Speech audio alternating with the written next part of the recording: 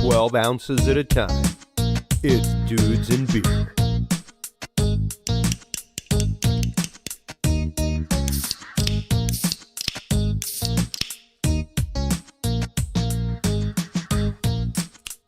Well, hello everybody, and welcome to episode 332 of the Dudes and Beer podcast, brought to you by the HC Universal Network, and me, Chris Jordan, your host, coming at you live from Austin, Texas, still soon to be on the road. I have confirmed gigs, just had one drop, sad, but we'll see. We'll see, soon to be coming to you from the road, and cannot wait for that. In other news, everybody, please do not forget that we will soon be changing and transmogrifying, so to speak, to transform in a magical way into the curious realm. Dudes and Beer is a fantastic concept. It's a great thing, and someday Dudes and Beer may return in its original format. But the format has grown. The audience has grown. The message has grown. And grown to a point that social media can no longer support us, at least by our name. Like, we can't even pay to boost an ad here on Facebook, where we have, great content provided, as well as a great and active community amongst you folks. But it behooves our guests, it behooves our message, it behooves you, our audience, more to move on from the name that launched us and to move into something bigger and better that is more welcoming to all audiences. Some people find the name a little off-putting. It's always been a joke with female guests that, like, well, I guess I'm a dude tonight. So we've heard that. We've answered that. Curious Realm is coming to you very, very soon.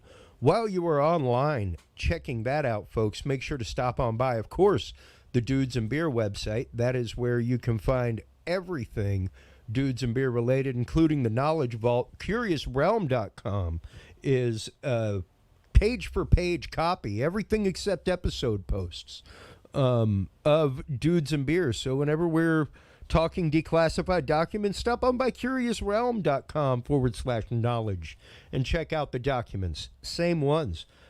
My call to action for everybody right now is just Google Curious Realm. Help us out before we even get launched.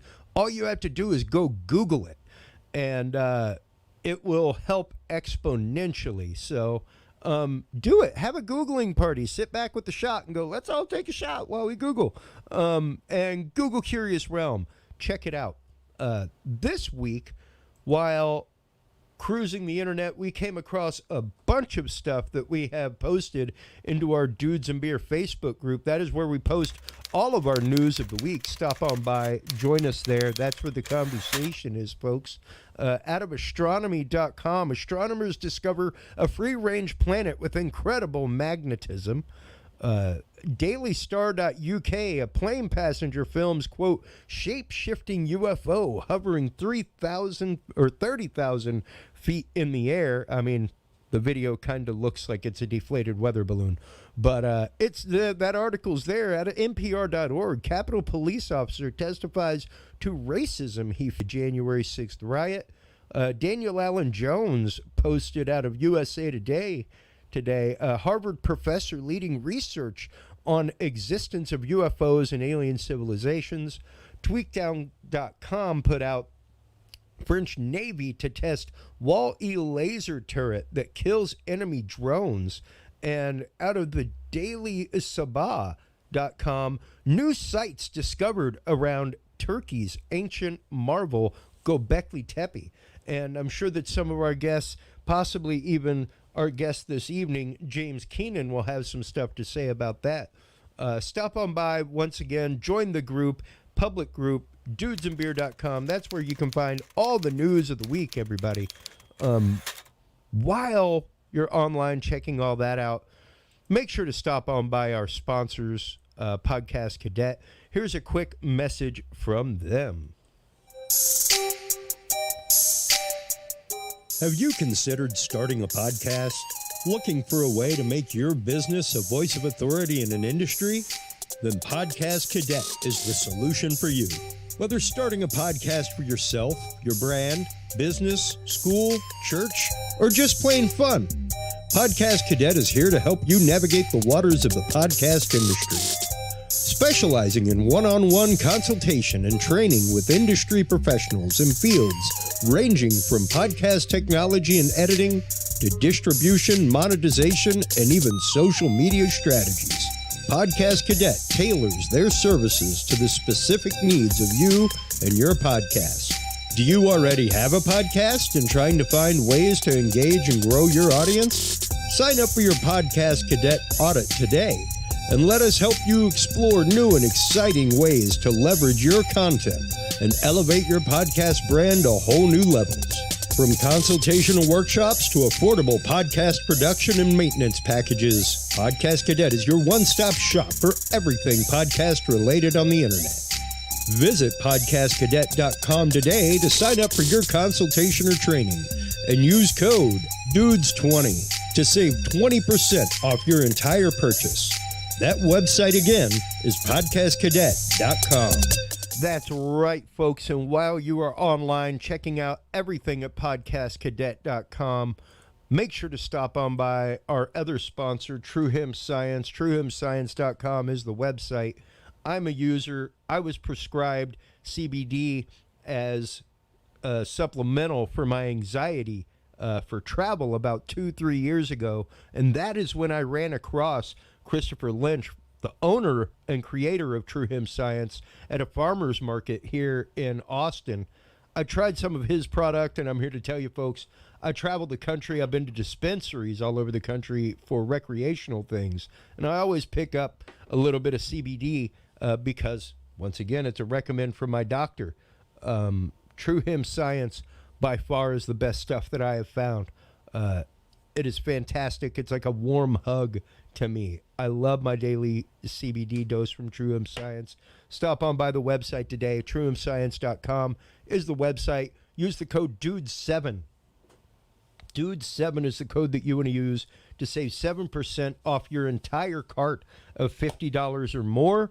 And on the way out the door, you will also get two free edibles of 25 grams each. DUDES7 is the code. TrueHempScience.com is the website. Our guests today, James Keenan and Meredith Herrenbruck. We're going to be talking to James first. James is a returning guest. He's been on the show a couple times. Cannot wait to talk to him. James, how have you been doing, my friend? Hey, Christopher, thanks for having me back on. Doing well, sir.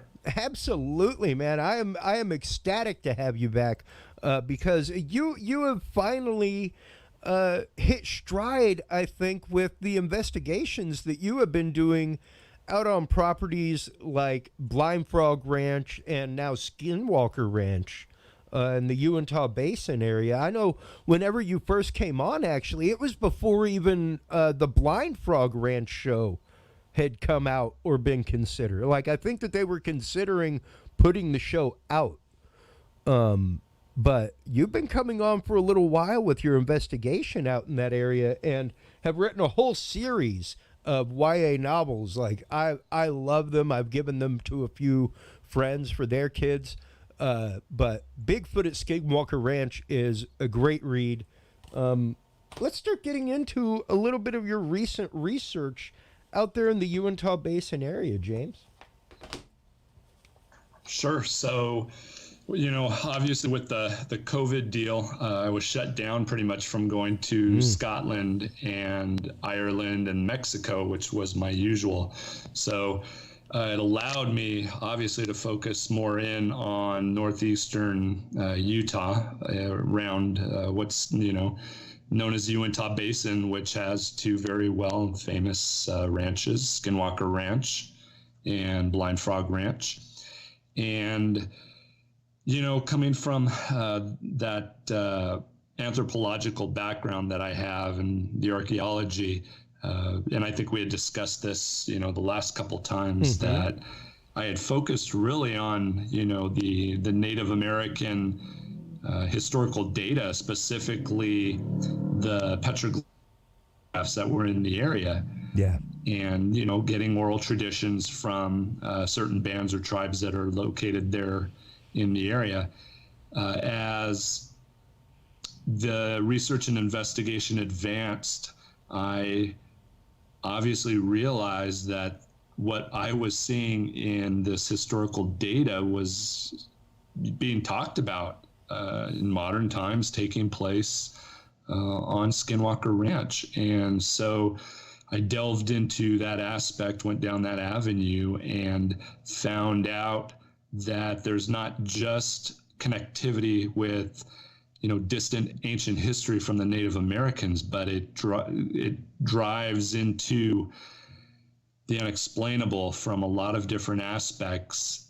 And in order to, I guess, continue being able to properly investigate, I realized that I was going to have to become more technical, meaning get more into the physical archaeology, which requires more of the scientific data collection instead of just looking at it from the social science aspect. And doing that required, upgrading a lot of tech that I had, which meant purchasing different types of magnetometers and gradiometers, ground penetrating radar, upgrading to 3D ground imaging even recently. Wow.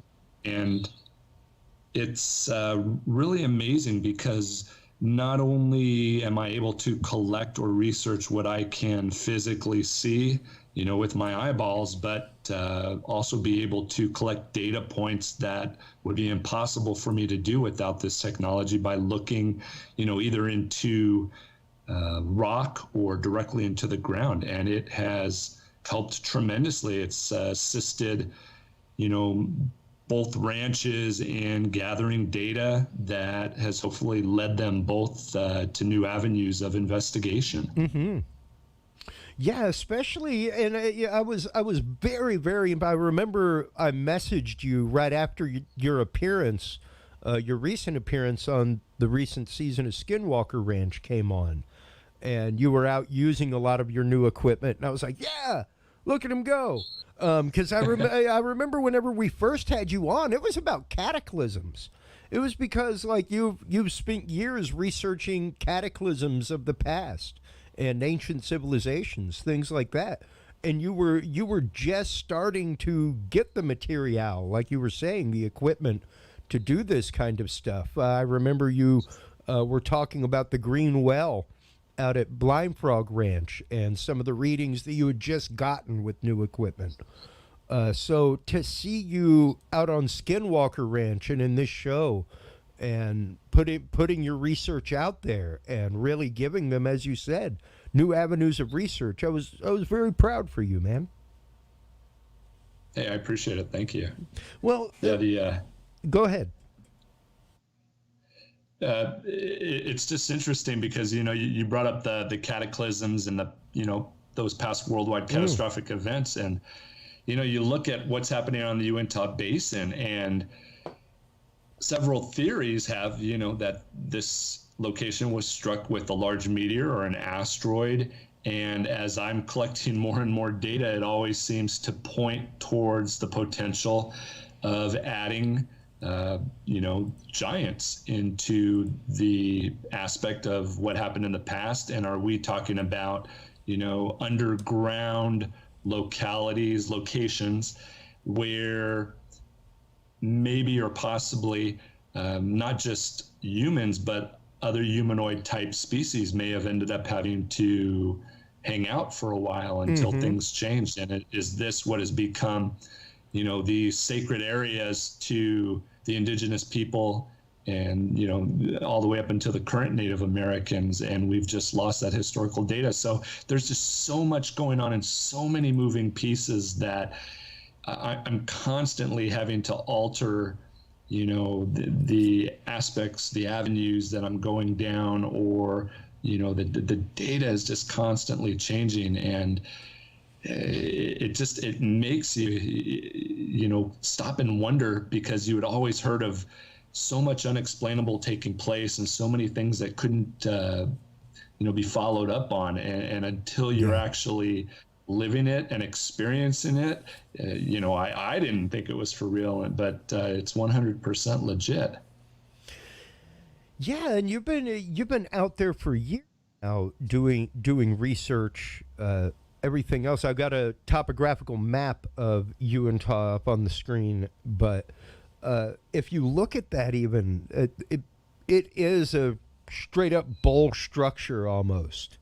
What would look just about like an impact site. Parabolic. It's very parabolic in shape. Parabolic shape. And the magnetic anomalies that occur, things like that and even the research that was done. I highly tell anybody that watches Skinwalker Ranch, enjoys the research that's going on there, make sure to go watch Blind Frog Ranch.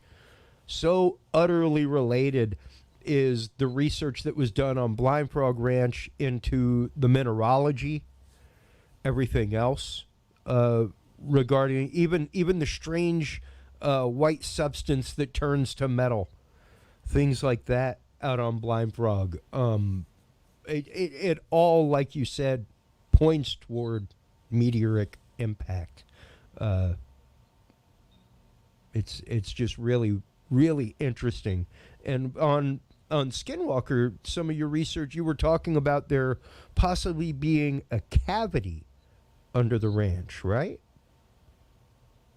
Yeah, so there's tunnel systems, caverns system, voids, cavities, mines, everywhere. It's ridiculous just how much is underground.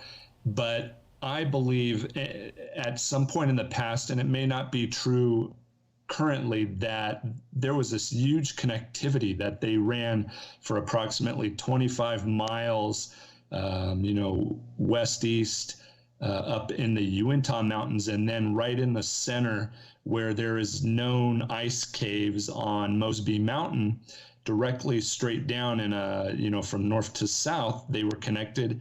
And this tunnel system or caverns, it could have been, natural, and then some of it was helped by man, being made out. Sure. All the way just past Skinwalker Ranch's property, a little bit further south. And we have found entries into certain, cavern cave systems. And some of these are known, to those that live there. But you're talking huge caverns that go on forever. And you can't go any further because of the large water sumps that are there. And you're talking about maybe 900 to 1,500 feet long. Who knows how deep or how wide these sumps are before you get to the next cavern system. And then nobody, I wouldn't say nobody, I'm sure the Native Americans in the area have at some point gone farther, but in current time, 2 divers went to just the next set of caverns and stopped, because then the next sump looked larger, longer, it was darker, and they just weren't willing to venture in. Oh, wow. Wow. That's pretty incredible to know. I mean, and like you said, still actively mapping the underground area within. Yeah, and you have these. You have what used to be Bottle Hollow Canyon, which was on the reservation, what is now the reservation at Fort Duchesne, which is 3 miles north of Skinwalker Ranch. That became a reservoir. So it was completely filled. Well, as you look through the historical photography, you find these anomalies taking place where it looks like there was some type of subaqueous explosion or some huge release of gas underground that caused these huge vortex-looking ripples in the water. So what does that tell you? Well, there's a void, a cavity where these are coming from. And you go into more unexplainable with it, because there's been investigations and potential drownings involving these dark sea serpents that were supposedly in a reservoir. And you're like, well, how the hell could that happen? Well, if you think about it, look at the name Blind Frog Ranch. There were blind frogs living underground in their own ecosystem until, Dwayne Ollinger drilled and they came up. Yeah. So what other ecosystems are down there? And most of these are now flooded or there's huge sumps. So why couldn't there be something living down there, and now it has access to the reservoir? And when you think about it, look what you're talking about. You're talking about a location that is probably the richest in history when it comes to flora and fauna from prehistoric times. They have Dinosaur National Monument there on the basin.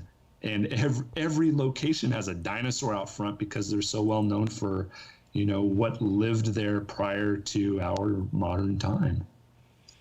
Well, and with that in mind, let's kind of start exploring some of the, I guess, phenomenology and phenomena in the area. Even your recent book, Bigfoot at Skinwalker Ranch.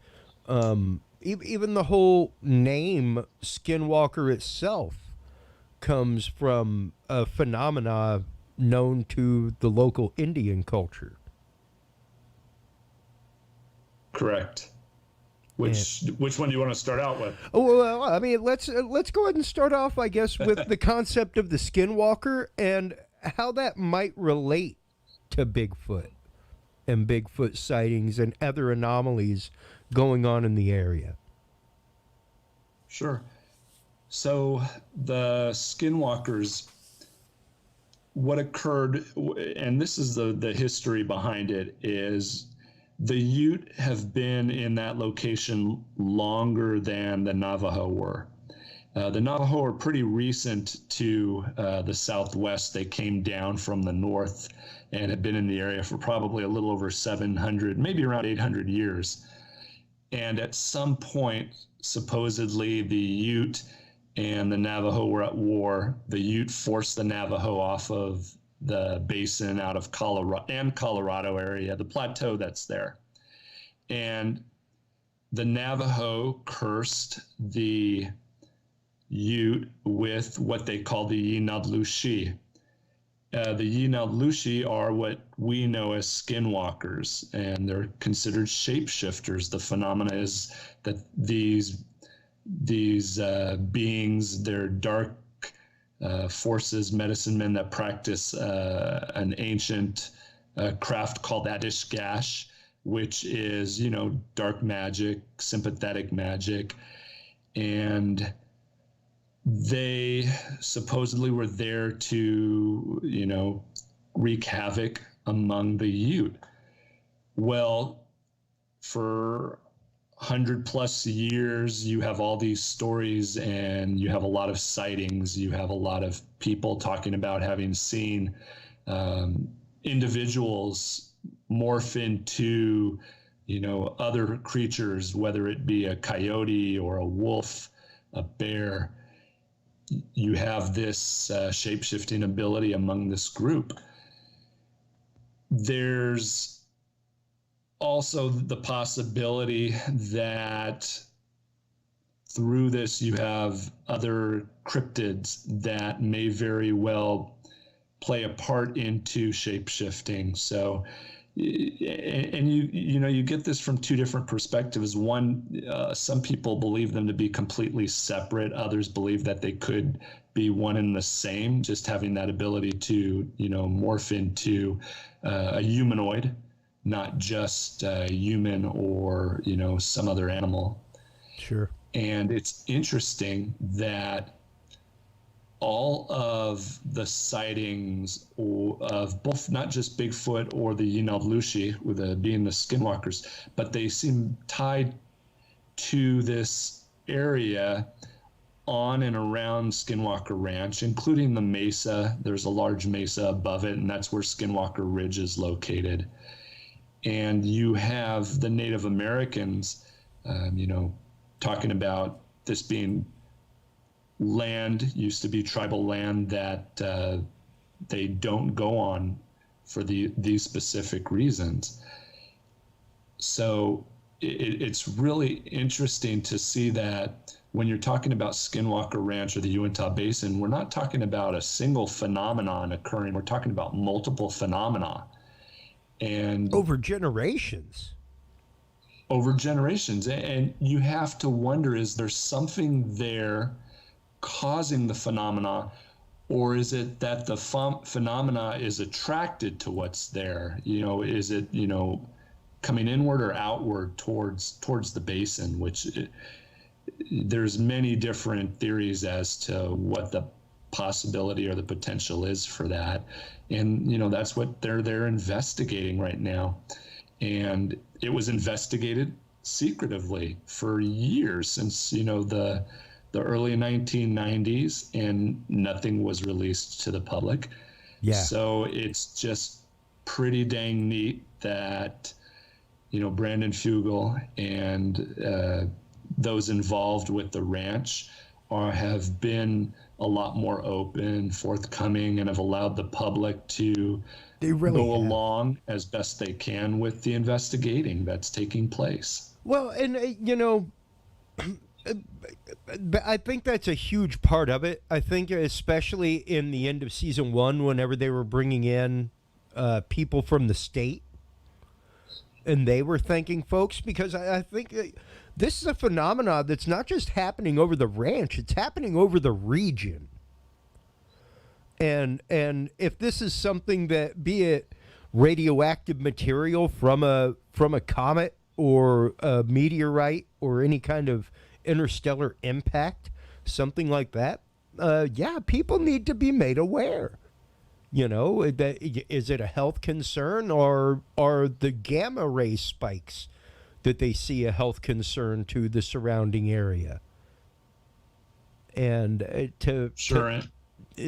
think that's, like you said, a big part of Brandon Fogel being as open as he is about the research going on. I think that, unfortunately, not that the research that Robert Bigelow and Bigelow Aerospace did for decades out there wasn't good, but it's all under wraps. We have no idea. We have a few stories that have leaked out, a few people that have said some things that were possibly there, that were there maybe. But aside from that, it's not like they're actively putting things out to the public, Remember when it was NIDS, they weren't government contracted, so they were able to share more, and that was where Hunt for the Skinwalker, the book, came from, was those years with NIDS. However, when it became BASS, they were government contracted, and as you and I know, and I understand, if there's a lot of NDAs that go along with that, and the government doesn't want certain things disclosed, and if they're paying for it, you stick to it. Yeah. And it's unfortunate for me. It's unfortunate for you and the rest of the public. Ask any researcher that goes to Los Alamos with their work. Yeah. That's kind of the price that you pay for having that door of financing open to you, is that nobody's going to find out about your work. Yep. It doesn't belong to you. Yeah. Well, and let's get into that for just a minute. Because once again, this property and the area and the research surrounding it have changed hands so many times. Has this been a situation that, at least that you know of, where Brandon Fogel has talked to people from BAS, has talked to people from NIDS? Have they been forthcoming with any information as far as sharing back and forth? So if you follow along with the individuals that are attached to the ranch, they come right out and say that they know as much as we do about that Bigelow was unable to share anything. And, wow. They're having to reinvent the wheel when it comes to what's taking place on the ranch. And, I believe them. I know same. a couple of people. Yeah, I know a couple of the individuals from NIDS and from the BASS team. And, some of them didn't know everything.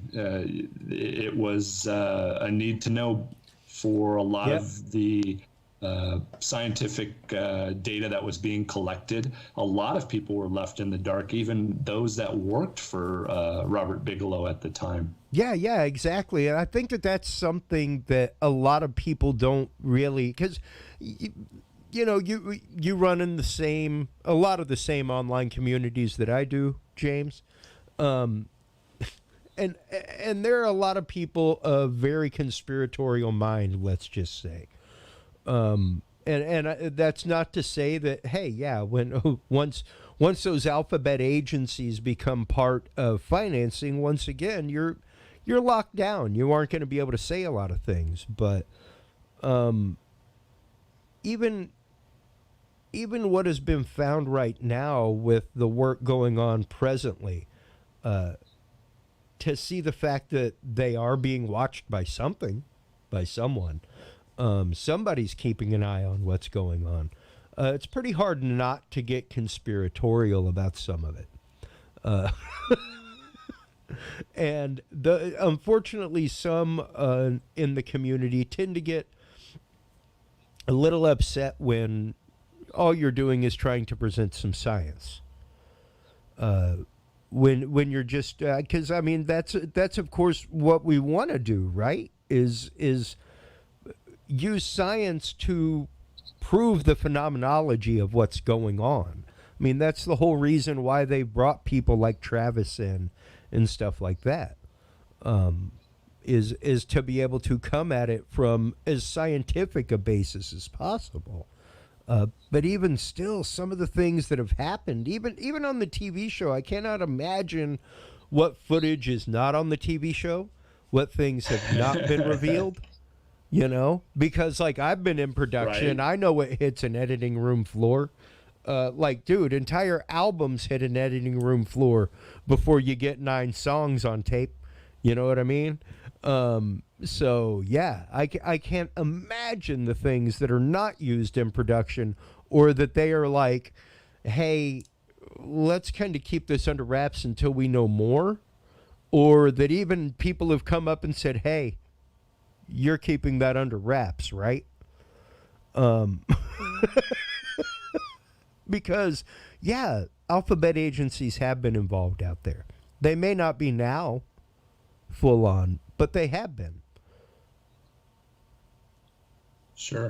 And a couple good points you made that I just want to add to is you got to remember that for one episode of Secret of Skinwalker Ranch is not even an hour long. It's 42 minutes plus. Yeah.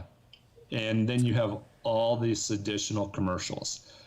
So in order to shoot that amount of time, it could take days, if not weeks, for one episode. And then there's all this editing that takes place. And the poor guys from Prometheus, they have to figure out what to show. Yeah. From all this data collected in this tiny amount of time. And then people get upset because they didn't go back and follow up on this or follow up on that. Well, that would take forever. I mean, it would never make it to television. Yep. It would be a 60-hour episode. Yeah. And people would be bored out of their mind watching the data. If you watched me collect data points with my magnetometers, you would fall asleep. You'd be like, this sucks, I'm leaving. It's boring. There's times I have to walk away and just do anything else and put the damn machine down, because I get bored out of my mind collecting this and writing it down and having to go from the magnetometer to the GPS back to the laptop or to the tablet. It's tedious work. Yeah. And if you really wanted to see that, you'd shoot yourself in the head before, because it's crazy amount of time to collect this data. And what people don't realize is Eric Bard, who is the lead investigator that was hired by Brandon and is there on the ranch, he's a physicist. Yeah. A physicist. He's not just somebody that Brandon hired to come be on the show. Yeah, he's not like teaching chemistry at the local community college or something. Right. And he's collecting a ton of data, a ton of information, doing his own research. And that's going into this, huge pot of what they eventually hope probably to release. They're never going to, I don't think they're ever going to be able to, I guess say find the smoking gun of what the energy is or how it works. But at some point, I believe that they'll release the data in a scientific research report that will benefit other people to then carry on from what was given to them into, different aspects, go down different roads with their specialties. Yeah. And hopefully at some time in the future, figure it out. But it's going to be a collective. It's going to be a lot of people having to add to the pot after Eric and the team are done with the initial information and research that's taking place. Absolutely. And once again, I think that's something that a lot of people do not realize, is that even Travis going out there, like just production of that, like he has to set aside 2 or 3 months. The stuff that's shot with him is only a few months at hand. Eric's out there researching 24/7 to gather enough to be like, hey, when you're out here for this couple months, let's look at A, B, C, and D, and let's focus on that. And then it's during that time that everything is produced as a show, that people like you come out and do your research at the same time, and then go independently, call that data, and then send it into them, and even once again, the data that you called while you were there was absolutely phenomenal, man. Let's start going into some of that real quick, and some of the different possible things that it might mean or implicate for the phenomena that are happening out there. Sure. So again, it was on just 2 episodes, on episodes 6 and 7. So remember that what you see is a minuscule little piece of the data collection, and then even being out there was a small amount of me collecting data. My data collection took a couple years of being able to gather all of this and then analyze it over and over again and use different software. So initially, I had, out of hundreds of data points, these 3 locations. One was south of the ranch, and 2 were directly north of the ranch on the mesa. And they were magnetometer readings that showed differences in microtesla. And the magnetometer is just a tool to read the magnetic field at a specific location on the planet down to the core. And that's what the magnetic capability of that location is, and not capability, but what it is at that point.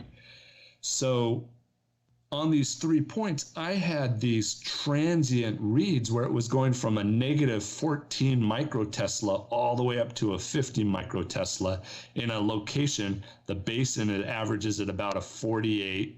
Yeah. That area around there is about a 48 to 50. So how the hell am I getting negative 14 microtesla, and it's shooting up and down, and the only way that this should be occurring, or that I should get a negative read, is I am either in South America taking these readings, or there is something massive like a huge magnet underneath me that is causing this interference and this continuous movement of the monitoring system of the magnetometer. So I find these 3 points, and lo and behold, after I punch it into GPS, it comes out to all 3 of them are at the exact 8.34 degree heading. Well, that shouldn't be possible. I've been all over the basin and done this for miles, and right in the middle, like it had shown, was Skinwalker Ranch, and it had run through this area of just high other events taking place. So like you had seen that on the show, once we were there again, right in that same diagonal line, right on what they call the triangle, is this spot that's now going anywhere. I think it was between a 31 and a 49 microtesla. That shouldn't be occurring again. And what that leads me to believe is that there is some type of underground system, void, cavity, tunnels, caverns, whatever it is, running along that location. And in order for there to be this transient magnetic energy change, there's something there, whether it be through water that's, has all the right chemistry coming, like it's pretty saline, which underground, it has a decent saline. It's positive. It's got positive ions, and it can carry the charge more. Yeah. Or if there's some type of metal railings or a mine system. Sure, a vein of copper. You have to stop and think. Yeah, iron, the magnetometers are picking up ferrous material. So what could be doing this? And then what people don't understand is when there's a negative read below the average field, that means that there's an opening or a space. So when the guys came in behind me with the drone that had a magnetometer, and you're seeing this software, I have 3D ground imaging that does the same, but it's a local, it's not as large as that was able to show. These soft colors, these blues, are showing locations below ground that have a lesser mineral content, meaning it's not there, meaning a void. Yeah. Yeah, a change in density at that point. And so what's there? Because this goes along with the Native American stories and oral traditions of Karshanab and the god Toats, and what the LDS, the Mormons, came across back in the mid-1800s with a guy named Morley and another guy named Rhodes and Chief Wakara of the Utes. And you have to start then going into the research and piecing things together from, this church's history, the oral traditions that I collect from people at Fort Duchesne or in other locations. And then you have to meet with the locals, especially those who had family members that own the ranch. And you start slowly piecing things together and you're like, wow, this matches up with that. So then it goes with the scientific data that we just collected, and it's incredible the picture it starts to create. And man, I just get so excited from getting a piece of this and that, and then being able to put it to scientific data and prove that what's going on, or what I think is going on, and then to be able to enter some of these caves and know I was right. Oh man, that's just topping on top. That's awesome, man. Because once again, kudos to you on everything that you have done to get to this point with your research period, and then to have your research verified in so many ways.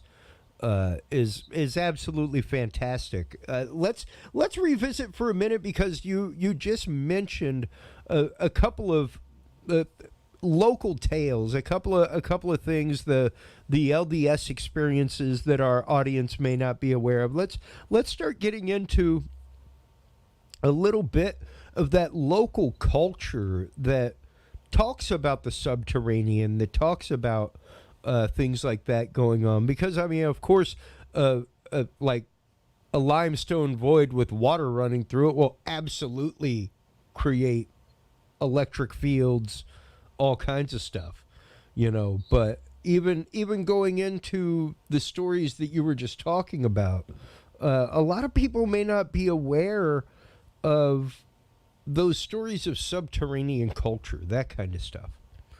So let's get into that for a minute, because I think it's really interesting to go into that oral history that exists and explore what ancient cultures thought whenever they were occupying the area, and even not even ancient. I mean, not like the LDS movement going out into that area is ancient in any way, shape, or form. You know, I mean, heck, that's just beyond our grandparents, man. You know, Right. so that's nowhere near ancient. That's just slightly before the power grid, folks. So let's go ahead and get into a few of those stories so that people can really make that connection. A lot of people may not be aware of these things. Sure. First thing, when I'm giving my presentations at the conferences and things of that nature, I like to let people know that you have to remember that the Ute are speaking what's called a Uto-Aztecan language. They have connectivity to Mesoamerican culture. And from the data that I've collected, I'm almost 100% sure that those people that we know as the Aztec and lived in Tenochtitlan, which is present-day Mexico City, well, guess what? They started out more than likely in the Utah area, more than likely a good part of them in the Uintah Basin. And that in and of itself is amazing, because then you go, oh man, well, that's where the Hohokam, the Mogollon disappeared to. They were absorbed as these people walked south, and only a few were left. And people go, well, where did these cultures go? Well, they went southward. And I can show you the loss of these cultures as these groups moved from Utah downward until around 1300, when they finally started organizing and creating these republics and became known as the Aztec. Because really the Aztec didn't exist. They were a bunch of bands and tribes and groups that formed a confederacy there to create the Aztec. But so you got to think, well, we have all these oral tradition from Native Americans that these groups of humanoids or other species saved their ancestors from a major catastrophic event, like the ant people with the Hopi, that took them below ground. And as they were underground in the underworld, they were taught how to survive once they were to go back up on this now arid desert land. And there's all these traditions of there being these underground cultures and civilizations right after a catastrophic event. So that's something you first got to keep in the back of your mind. So now we'll move forward into history, and we have the Spaniards come and conquer the Mesoamericans, and then they move upward, northwards. They come to the Ute, and they're like, hey, we're interested in this yellow ore, this yellow metal. And the Ute tell them, oh, well, yeah, we have a ton of it. There's already mines in the area, and there's even some that has been smelted and is already turned into bullion. And you're like, the Spaniards were probably, well, how the hell is that possible? Who was here before? Because the Native Americans didn't do that. Yeah. So they start collecting this bullion and they start mining. They enslave the Native Americans, and the Native Americans are like, oh man, now they have these oral traditions of this is occurring again. We used to have these giants that were called the Starnock that were miners, and they were located all throughout the world. They had mining tools that made sound, meaning it had to have been electric, pneumatic, or vibrational. And now you're like, well, we have these group that shouldn't exist, these giants here even before the Native Americans. So you have the Spaniards there, then the Mexicans come. The Mexicans are in Utah, and they're going into these underground systems. They're mining, they're finding other caches.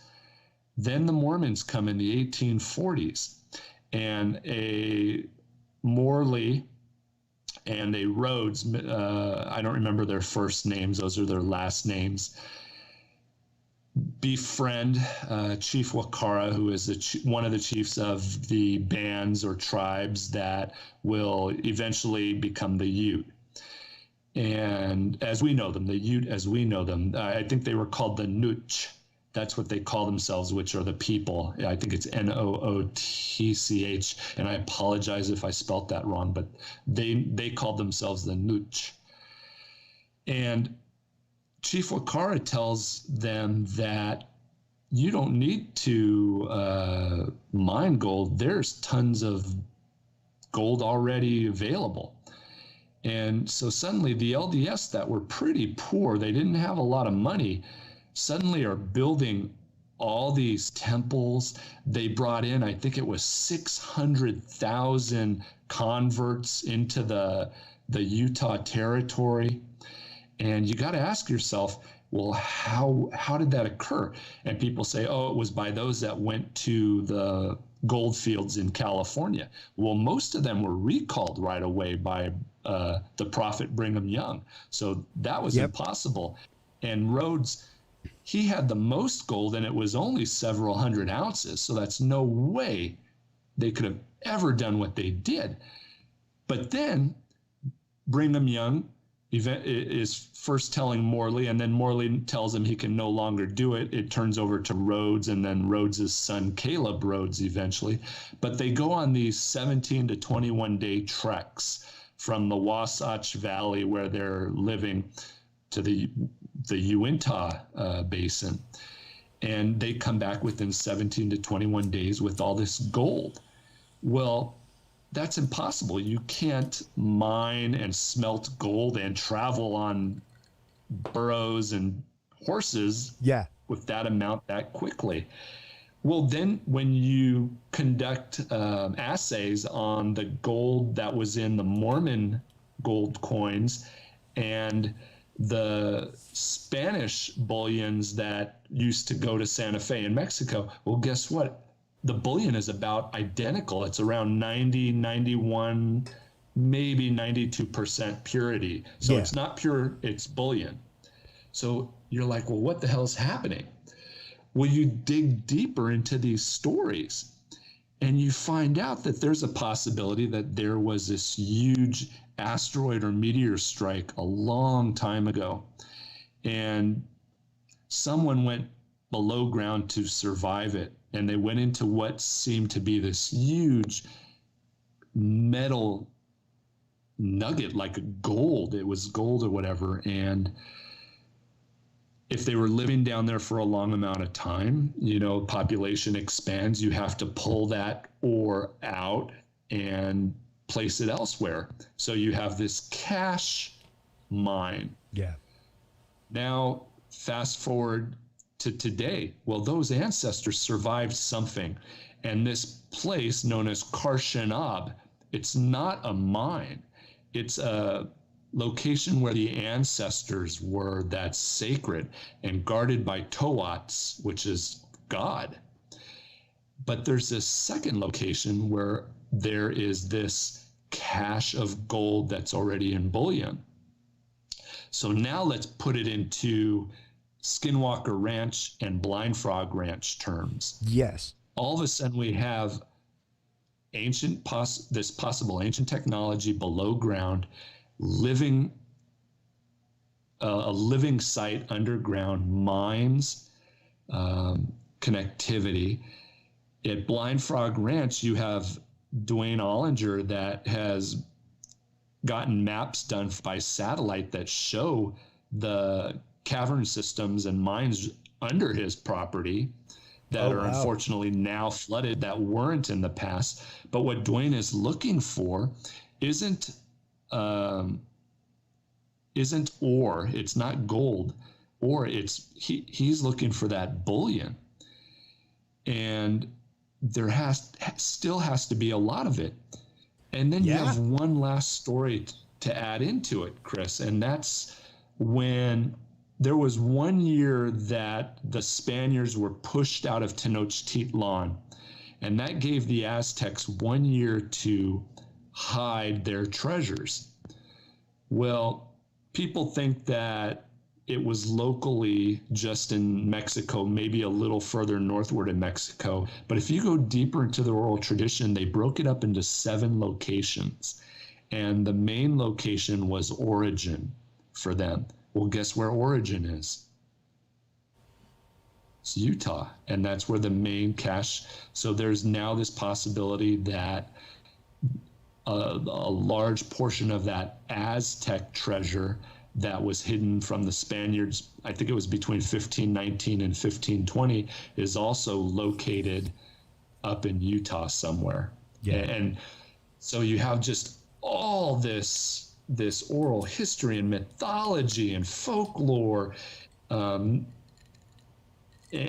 church history all coming together, and there's so many moving parts. And you just got to wonder, what else are you going to throw into the pot? Yeah. And people ask me all the time why I believe in, because I'm a believer, heart of hearts believer, James, in Bigfoot, UFOs, things like that. Never experienced. I've had what might be like, I guess, technically a UFO experience. It wasn't identified, but it wasn't like lights in the sky that I saw, things like that. I've definitely had my own religious experience and paranormal experiences. But despite my belief, despite my urge to believe wholeheartedly, lies inside of me the skeptic. And it has to. Like, it has to exist there. I have to be able to question, If I questioned the norm that was given to me as a kid religiously, and that's what led me down my spiritual path, I can't not question even what I believe now. Like, that logic escapes me. And when people ask me why I believe what I believe, I tell them, it's not through my personal experience, but it's through the experience in the oral history of cultures across the world. And I refuse to call them idiots. Not when they have been proven to be right so many times. Yeah, absolutely. Like, I mean, you have a written history that was literally written by the winner. They have an oral history that says that they lost, and they lost hard. Which one you want to believe? Right. Yeah. So, and when you go into these oral histories, when you start getting into these oral histories of the local cultures, like you're talking about the ant people, who saved the Hopi, stuff like that, especially right there in the Four Corners area. It's so wild, the stories that happen that are so universal about there being a culture of people underground. Even whenever you get into the giants that chased Native Americans and supposedly cannibalized them, things like that. It's you have a lot of history on the Ka, which were the red-headed cannibal giants, and I think we even talked about that I went in April and spent 3.5 days researching in Reno, Nevada, John T. Reed's 91 boxes, including 5 or 6 boxes that were restricted. Oh, wow. It took me a while to be able to gain access to some, but he was an avocational archaeologist. By vocation, he was a mining engineer. And the man collected so much proof that the giants exist that there's no way that I can deny their existence. And then when I see the petroglyphs of the Fremont culture, the Barrier Canyon style culture, you know, their petroglyphs match what was said by the Nuragic people in Sardinia, which were a Bronze Age culture that were 6,000 years ago. They look the same. Sardinia and the Uintah Basin are on the exact same line of latitude. Yep. Their symbols of the upsilon are the same for the giant. When you look at the giant petroglyphs at McConkey Ranch, which is also Dry Fork Canyon, they have 6 digits on their fingers, but they have these huge feet to show that they were big in stature. And, you know, it goes into the other, you know, if you look at the Bible just as a history book, you know, look at Rapha and Rapha's people, you know, Goliath was, I don't know if he was I can't remember if he was a son or a grandson, but he originated from Rapha.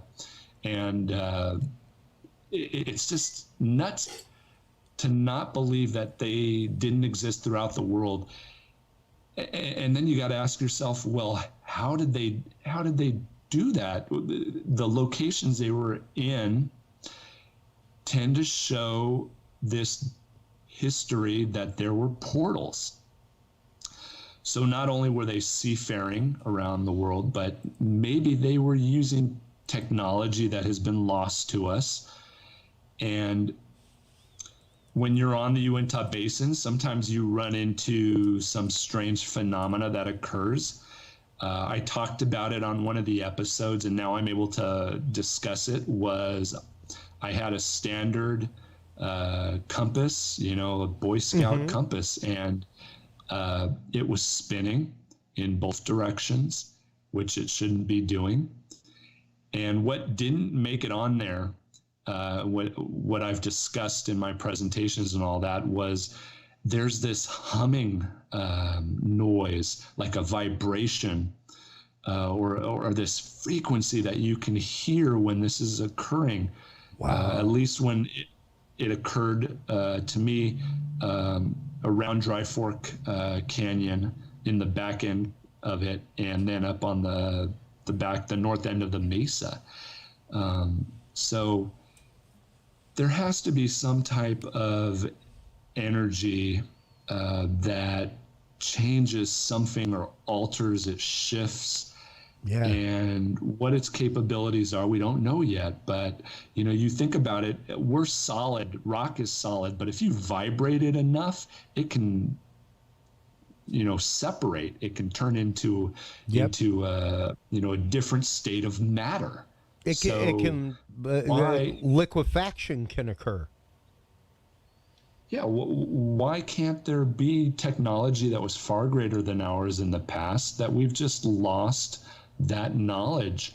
And hopefully we will learn how to use it again, or find the instruction manual, I always like to say, you know, buried somewhere in order to turn it back on and use it. Yeah.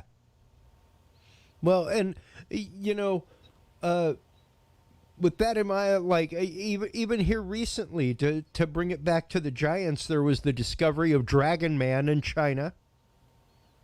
I don't know if you saw that, but this like changes the timeline of humanity entirely.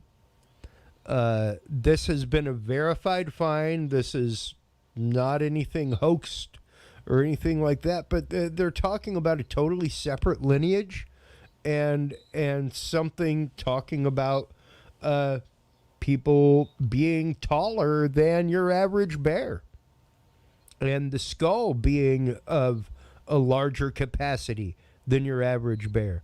To quote the article from BBC News, quote, "The skull is huge compared with the average skulls belonging to other human species.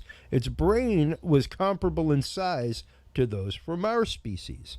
Dragon Man had large, almost square eye sockets, thick brow ridges, and a wide mouth and oversized teeth." But this is all of like a month ago. Not even June 25th. That article came out in BBC and numerous other outlets, and we covered it here.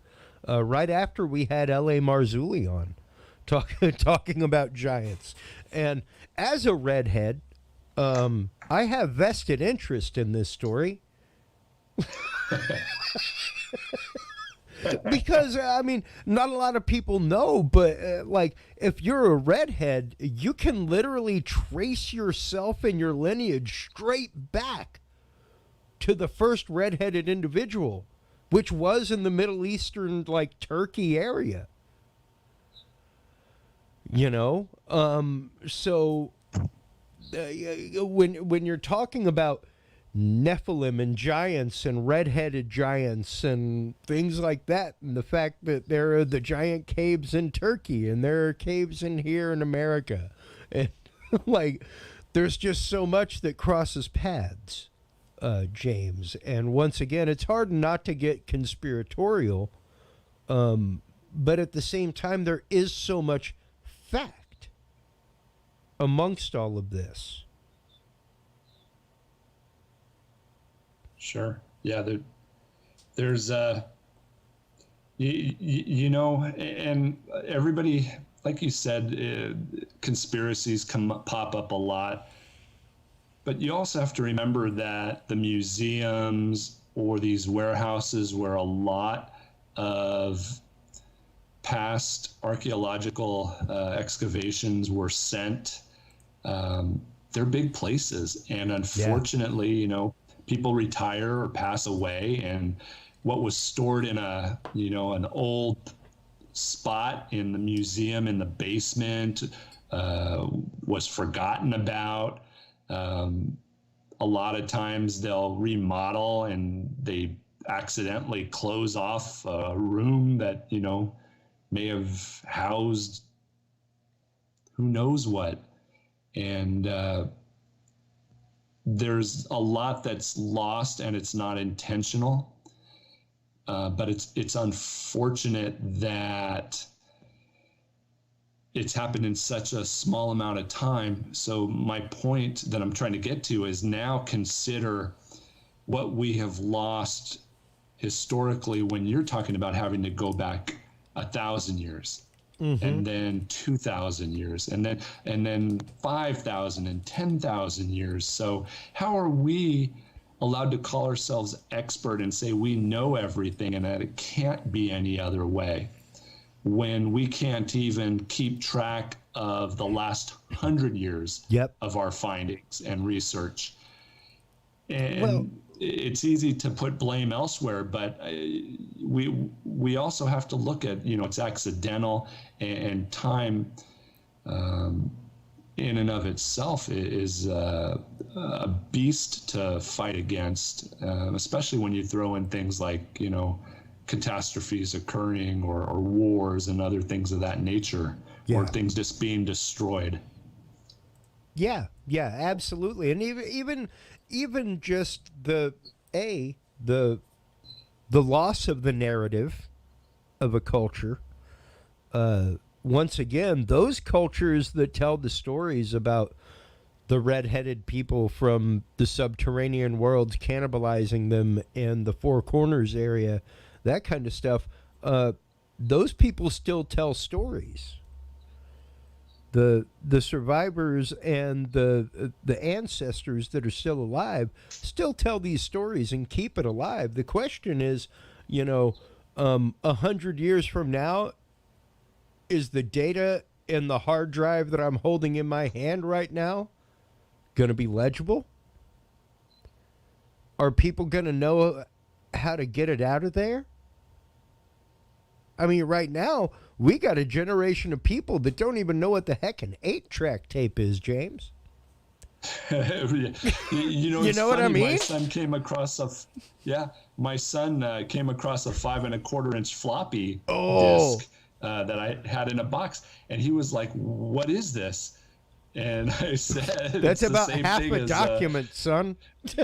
Yeah, and he's like, "Well, how do you use this?" And I said, "Well, you have to find an old computer and just slide it right in, and hope it's still working to be able to read it." Yeah, and then deal with the ungodly sound that sounds like it's destroying your piece of cellophane. I remember I helped a friend boot one on a few years ago, and it was like, wow, that's frightening sounding. Did it always sound like that? I can't even remember. I mean, well, we were so they'd go crazy normalized if they had to to the do a dial-up. but I mean, that's just it. I mean, I'm 45. I had an Atari 2600. I had an 8-bit gaming machine. And to know that now I am holding a 500 gigabyte drive in my hand, and it is a wafer. It's literally the size of a piece of like chewing gum out of a Topps baseball package when I was a kid. You know? That's just mind-blowing. But once again, the question comes to bear, what's going to happen in 100 years? Like, do you have the technology to recover the data off of that 5.5-inch floppy? Not at all. You know? Could be the secrets of the universe on there. Who knows? And well, think go about ahead. that too. Like what you're saying, think about it. So maybe there was all this historical data or way of retaining it. Think about all the books and codices that the Spaniards burned in Mesoamerica, and we lost all that history. But what if there was prior cultures and civilizations of distant historical times that had other ways of keeping their data, and that was lost, destroyed? Or maybe, maybe the governments have found it. Maybe it was on some type of crystal or something, and we have no idea how to read it, like you said. Yep.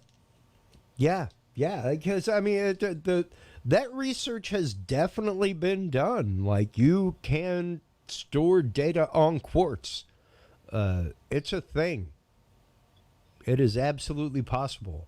So to think that ancient civilizations may have had some way to do that, may have had some way to interface with that natural technology in some way that we don't, is not a mind-numbing concept, really, to think about. And when you're talking once again about hundreds and hundreds of years, in some cases thousands of years of oral tradition, I'm more akin to believe that oral tradition about something such as Sasquatch, strange energies, portals even. That's straight up what was shown in the petroglyphs that you were talking about, the Fremont petroglyphs. So to know that that's the same thing that people from Bigelow Aerospace said that they saw happen at Skinwalker Ranch. I do not find it a far reach. I do not find it that hard to imagine, and especially if you're talking about a huge magnetic source such as maybe an iron meteorite, something like that, along with the iridium and other rare minerals that could come along with that. You could definitely be looking at some incredible amplification of what would normally be natural phenomena, which once again, like, it blows some, put some copper wire around a pipe and run some water through it and put a voltmeter on it. Running water itself carries a current, so when you're talking about it going through limestone, connected to something like a huge iron meteorite that would create something the size of the Uintah Basin that I have on screen, you could definitely see how that could be a natural amplifier, so to speak. Sure. Yeah. And, this area is just full of so many other things, because you can even consider that ancient Eocene Lake Uintah was there. And this lake was massive. I mean, it covered parts of Colorado and Utah. And if something impacted in that, it would have assisted in covering it up. Yeah. Yeah, absolutely. Now, we have you for about another 15 minutes. Before we let you go, let's start getting into, how have things been going with Bigfoot at Skinwalker Ranch? Yeah, it's been going well. It was the book number 3 in the series, The UFO and an Alien. Yep. And, what I wanted to do was the original book was to introduce kids about ages 9 to 14 to ufology. I did it fictionally because I also wanted to tell a story and explain, equality and equity by using the alien.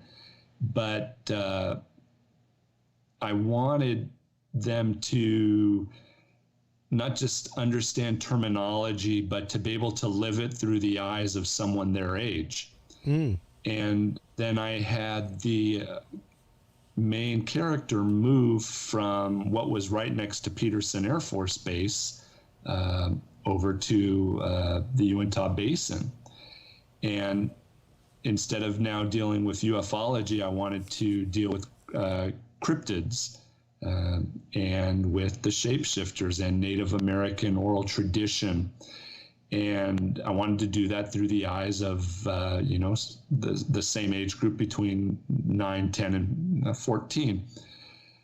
So I put a lot of thought into the third book. I wanted it to still be around Skinwalker Ranch because at that time I incorporated some things that I wasn't allowed to discuss into the fiction. Hint, hint, if you read the book number 2 and 3. So there's even something there for the adults. But I felt that it was a good way to pass on to generations that are a lot younger than I am, that you are, things that I find interesting, and that hopefully we can, bond with those age groups. And my other concern is when you go to a conference, a UFO conference, the average age is, I'm going to tell you, it's probably about 60, 65 years of age. Yeah. I was going to say it's a 50, 55 plus event. Investigators. Yeah. Are we going to lose the next generation of researchers and investigators? When it goes into the paranormal, the younger age groups seem to really enjoy that more. They like to watch that on television. But they've gotten caught in this paradigm where they're using technology to gain data that they have no idea what they're gaining. They read, I have a 23.4, and it's jumping up to this. Sorry, I had to throw the applause in there for you, man. I have been preaching that for years, James. Years. Like I'm sorry. I did some paranormal investigation with people. Good God, man, I got a Geiger counter over my shoulder right now. To see somebody who has no idea what an EMF field is to begin with, trying to use a Gaussian meter, or the phenomenology of what's going on site should not bear into your research at all. You should never be looking at things on site. You should never be evaluating data on site. You are coloring the experience at that point. Like there are so many things. Even the whole concept of EVPs. Like, I love you folks with the digital recorders, but that's a 1 and 0 interpretation of the audio going on around you actively. There is nothing electromagnetic about that at all. So if the ghost is supposed to be manipulating an electromagnetic field to put the voice on, I guess they figured out how to do that with 1s and 0s, as opposed to like a magnetic field, a weak magnetic field over a record head. that they were supposed to be recording. There are just so many things like that. Where it's like, Yeah. that's just not sound science. I'm sorry. You can't just like flip the script on what you decided the ghost was doing because of the technology in your hand and the artifact that you're finding. Or if you capture something, well, what are you going to do with that now? Why don't you? And there are some people that now they attempt to figure out what it's not or what it is, Sure. And they rule things out, but you're still stopping at the only point that you know that you've watched on television, and you're not asking the right questions. And I spent 24 years as a criminal investigator or in private investigations, and that's just the beginning. You have to start asking the big questions after that point. Well, and there's a lot that I don't know. You have to go out and find the answer, and it's not going to happen right away. I may have not known something, and then 2-3 weeks later, it just pops in my head. I'm like, oh my gosh, let's run with this avenue or attempt to look it up in this way. And it's time consuming. It's not going to happen right away, and you have to continue it to some end point and try to figure out what it is that you're really trying to do. Yeah. And and you got to be willing to look at things in a skeptical mindset, James. Even when you're in the heat of the moment, you got to be willing to dismiss it. You got to be willing to explain that by all explainable means before you jump to the extraordinary. And like, my God, man, if they were actively finding paranormal evidence the way that they do in those shows, every single show, it would be science, man. There would be no question. You know what I mean? Like, even once again, the amount of footage that goes into shooting one of those things, even the fact of one thing being caught per 30-40 hours of recording, that would be extraordinary. And sure, and so like the phenomenology would already be proven by the evidence at hand, where actual evidence is the issue. Exactly. Because it seems like they find something every show. And that's honestly one of the things that I love about not only the Blind Frog series, but the Skinwalker series, is that they are willing to question what they find. They are willing to say, we have no earthly idea what this is, but they have scientists there. They have actual people who know how to read dosimeters, how to read background radiation, things like that. So it's a different realm of data gathering, so to speak, than your average weekend warrior out there with an EVP meter or with a EVP machine and a EMF meter. Exactly. Well, James, I want to thank you so much. Before we let you go, we got you for about another 5 minutes. Let's get into the exciting new things that you are getting into. Let's talk about this phenomenal phenomenon coming up that you were a part of. I'm so excited to hear that you were a part of that event. Yeah, so it's the first ever Phenomenon in Vernal, Utah.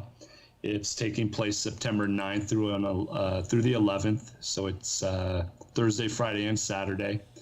What it is the Secret of Skinwalker Ranch and Mystery Blind Frog Ranch have gotten together, and they are going to be putting on presentations.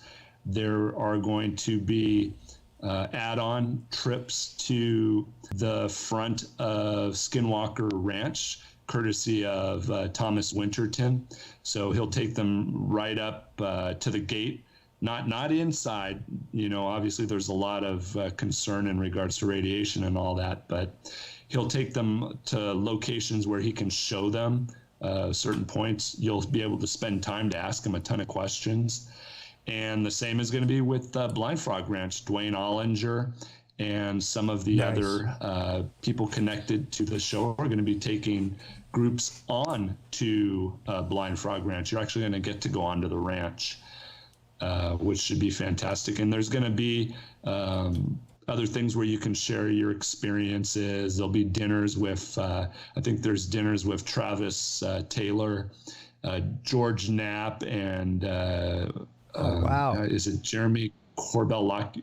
They'll be speaking after myself and Eric Bard, and I think there's add-ons for having lunch with them, and there'll be a panel for the Skinwalker Ranch group for us to discuss, during the course of that. And then the following week, September 17th through the 19th at the LAX Hilton at the Los Angeles airport is going to be the Conscious Life Expo. And I am going to be talking about ancient secrets and earth mysteries with Caroline, Corey, and William Henry. So that should just be great in and of itself as well. And again, that's September the 17th through the 19th at the LAX Hilton. That's awesome. Yeah, as I was telling you before show, I have followed the work of Caroline Corey for years and years and years. And to see her finally coming into the light that her work deserves is amazing. And to see you out there sharing the stage with good folks like her does my heart good, James, because it means, it means to me that your research that you've spent so many years on is now coming to the eyes that it needs to come to. It's now getting in front of the eyes that it needs to come to get the attention that it needs. And I think that you've done some extraordinarily important research when it comes to the Uintah Basin, Blind Frog Ranch, Skinwalker Ranch, and even as we were discussing, which we need to have you on again about, the concept of giants in the area and the underground civilizations. Just that is once again a conversation in and of itself, and we just barely scratched the surface of that tonight. Absolutely, and remember too that all this, for me at least, started out in Mesoamerica. A lot of my research and investigation took place in Mexico, Central America, and there's so much going on there, and I'm going to incorporate a lot of that into my presentation too, especially dealing with the lost city of Chihuacan on the west coast of Mexico. So I really want to promote that, so people know that there are complete cities that are still have yet to be excavated, where there is a lot of unexplainable occurrences taking place at. Yeah, and quite honestly, because of the technology of things like what you have, LiDAR on drones, things like that, entire temple complexes and unheard of civilizations being found in the jungles of Mexico and beyond. Even things like this new find near Göbekli Tepe. The entire time frame of humanity, as we showed with Dragon Man a minute ago, is shifting and has to shift. And if it doesn't shift, we are at fault. We are at fault for not being open-minded enough to make that change, and to say that the timelines that we have are wrong, and that the ones that these ancient cultures have had for years are probably a whole lot more dead on than we are ready to admit. I agree completely. Well, James, once again, thank you as always for coming on the show. I can't wait to see what comes next out of you. I've thoroughly enjoyed Bigfoot at Skinwalker Ranch, as well as your other stuff, Shapeshifter Scare, all of it. And folks, if you want to find out more, go register for Phenomicon. Check out his panel there. If you want to find out more, go check out the Conscious Life Expo. Is that it? Yes. That's it. There you have it. You got it. James, thank you so much, man. I'll be in touch very soon. Take care, and we'll talk to you soon, man. Hey, thanks again. Take care. Have a good night. All right, bye-bye. While we shift gears real quick, you know, it's been interesting to make this dive into the world of people like James and the research that he does in ancient civilizations, the research that he does into all kinds of topics such as that. So right now, talking about ancient civilizations, we're going to be getting into the concept of family soul constellations and ancient civilizations encroaching on mankind. When you're talking about ghosts, and not only that, but how our manifestation in the world changes things, with the author of Becoming Ridiculously Awesome, Meredith Herrenbruck, will be joining us here in just a moment, right after this message from our sponsor, Podcast Cadet. Have you considered starting a podcast? Looking for a way to make your business a voice of authority in an industry? Then Podcast Cadet is the solution for you. Whether starting a podcast for yourself, your brand, business, school, church, or just plain fun, Podcast Cadet is here to help you navigate the waters of the podcast industry.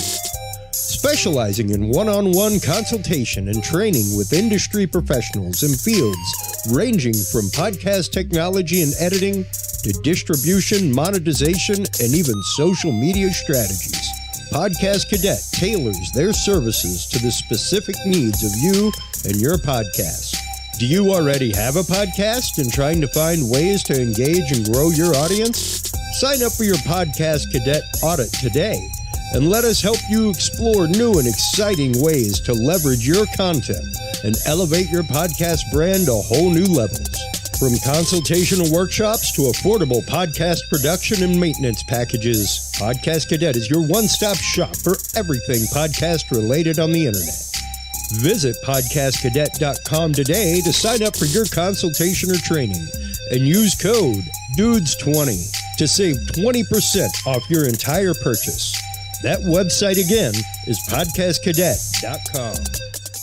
That's right, folks. Stop on by Podcast Cadet today. Full disclosure, I am one of the founders of Podcast Cadet. And the whole reason I started that was I love this field of podcasting. I come from the world of live TV, broadcast, corporate AV, things like that. And I saw so many friends with businesses trying to do podcasts that were struggling, that did not know how to do social media, how to get that message out there, how to really switch that gear in your head, so to speak, that it takes to do. And our guest right now, Meredith Herrenbruck, is somebody who talks about exactly that. We will be getting into the world of neurolinguistic programming. We will be getting into the concept of manifestation through that, and how that possibility, how those things lead to the possibility of ghosts. So welcome to the program, Meredith. How are you today? Well, thank you. I'm doing really well. How about yourself? I'm doing fantastic. I am extraordinarily excited about this conversation. Well, good. What's your first question? What is your burning question? Honestly, probably the first question that most people would have, especially my audience here, because I've covered the concept of NLP with other audiences on other podcasts I have, and it's an interesting switch, and it's something that I had people for years. I had an old boss and mentor of mine ask me, like, damn it, Waldo, how the hell can you turn everything into something positive? Like, all the time. You can find something positive about it. Like, somebody could come and kick your dog in the face and you'd probably find something positive about it. And I was like, honestly, it's a switch that I have to flip on in my head every morning. Otherwise, I could go into some really dour and horrible places knowing what humanity is. But it's the fact of it is a switch that we flip on in our head to be either negative or positive. And it's a decision that we make when we wake up in the morning. And it's literally a part of that NLP, that neuro-linguistic programming that we give ourselves that, like, you know, I'm just no good at technology. Is it the fact that you're no good at technology, or that you haven't realized the fact that, like, you're 65 and you didn't grow up with this thing in your hand? Give yourself a break, you know? So let's start getting into who you are, what you do over at your websites, not only with your book and your website, Living Your Awesome, but also how that relates to ghost-free property. Because like I said, I think a lot of us are kind of pulling that self-fulfilling prophecy thing. And perhaps through some of our language and the way that we mentally deal with the tragedy in our life are creating the ghosts in our own property. Ooh, that's a good one. Thank you. And yes, we will touch on that. Goodness, so where do I start? That's a big, broad question, but I'm going to start and then just help me help me figure out the line here. Well, let's start with NLP and how that deals with manifestation. Well, I believe that's the root of what deals to the other side of that question is, are we manifesting these things by proxy? You know, are we like trapping our relatives by hanging on? Oh, goodness. Yes and yes. So there are a few, I'm like, whoa, these are good questions. And thank you so much, Chris. So the thing is, NLP, I think, is a really good springboard for people to begin to understand that they are manifesting everything they think and believe and do and create. Okay, that we are not the victims of circumstance. Yes. And that's a hard one for a lot of people to believe, because I think when we're little, we are growing up, we're learning, we are in a certain circumstance, which we may love or not love so much. It could be totally horrible. And we go, how the heck did I get here? Why am I here? How is this even possible, etc.? And so I think we're raised to kind of not really understand the power that we have. And we just kind of bumble along and survive and do the best we can. Right? Absolutely. And so what happens then is we turn, 18 or 21 or around there. And then finally we're given the golden keys to the kingdom. And we go, see, now you're an adult. Now you have to create this whole world. You have to go forth and prosper. And I think it's a really hard switch, because as a society, we don't really like to give the manifesting tools until people are older, because it's hard to raise kids.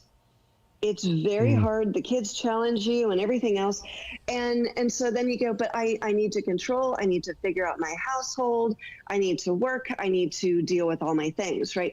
So there are lots of layers of why so many children are not born learning. Hey, you're a little manifester. You're a master manifester. So what you think and believe and do creates your world. And so then we grow up thinking that we're powerless. And then when finally the world is not how we want it to be, and we keep bumping our heads against the wall, we go, well, but why isn't it working? Yeah. So there are these conflicts that are happening. And so NLP is just a beautiful format to start you getting in touch with who you are, that what you were thinking and believing when you were younger is basically now echoing throughout your lifetime until you decide to believe and think something different. Because what you believe and you recreate. Yes. What you survive, you recreate. And so when you start to understand that, and it takes a little while to go, wait, I have power? That's hard for people. Yeah. To think that, wow, they might have power, not just getting their shoes on and stuff, but it's like, but if I think something different and not just I'm going to hope for something, I'm going to wish for something outside myself, enter religion in some ways. Sure. And that's another power grab too, to be honest. Hey. Yeah. Hey, in some ways. Hey, there's a lot of great things in religions. I am not knocking it. There are great things, but there's a fine line with the aspects, the true deeper aspects of religions that I think really benefit society. Talk about truth and honesty and high level, high energy stuff versus, yes, well, we just want to control the masses and we just, it's so forth and so on. Okay, so again, there's this other layer of all the society putting pressure on you of you are powerless. Okay, so what do we do with now that maybe we can believe that we can create our world? That takes a while to reconcile, but it's possible because you're doing it all the time already. You just don't know what you're telling yourself. Does that make sense? Sure. I mean, and granted, I spent years teaching religion, spirituality to junior high school students. I myself was a Roman Catholic seminarian my first year in college. Mm-hmm. And even now, I am 90% spiritual, maybe 10% religious. And mm-hmm. I firmly understand those people that are religious. They have my heart. I'm with you. I do not discount what anybody believes. Heck, I say it all the time, half the reason I started this show was so that people had a place to say what they believed. I mean, I myself was moved to the seminary because I felt the presence of what I know to be God pulling mm-hmm. me and asking me to go serve. Now, that was not the way that he wanted me to serve. Cool. It was kind of like, hey, thanks for playing, Johnny. What are his parting gifts? But I went and played. I listened. And that was the important thing, whether it was that construct that we know as religion now or my spirituality and my connection with God beyond that building and people, But I think it's hard for a lot of people to make that distinction.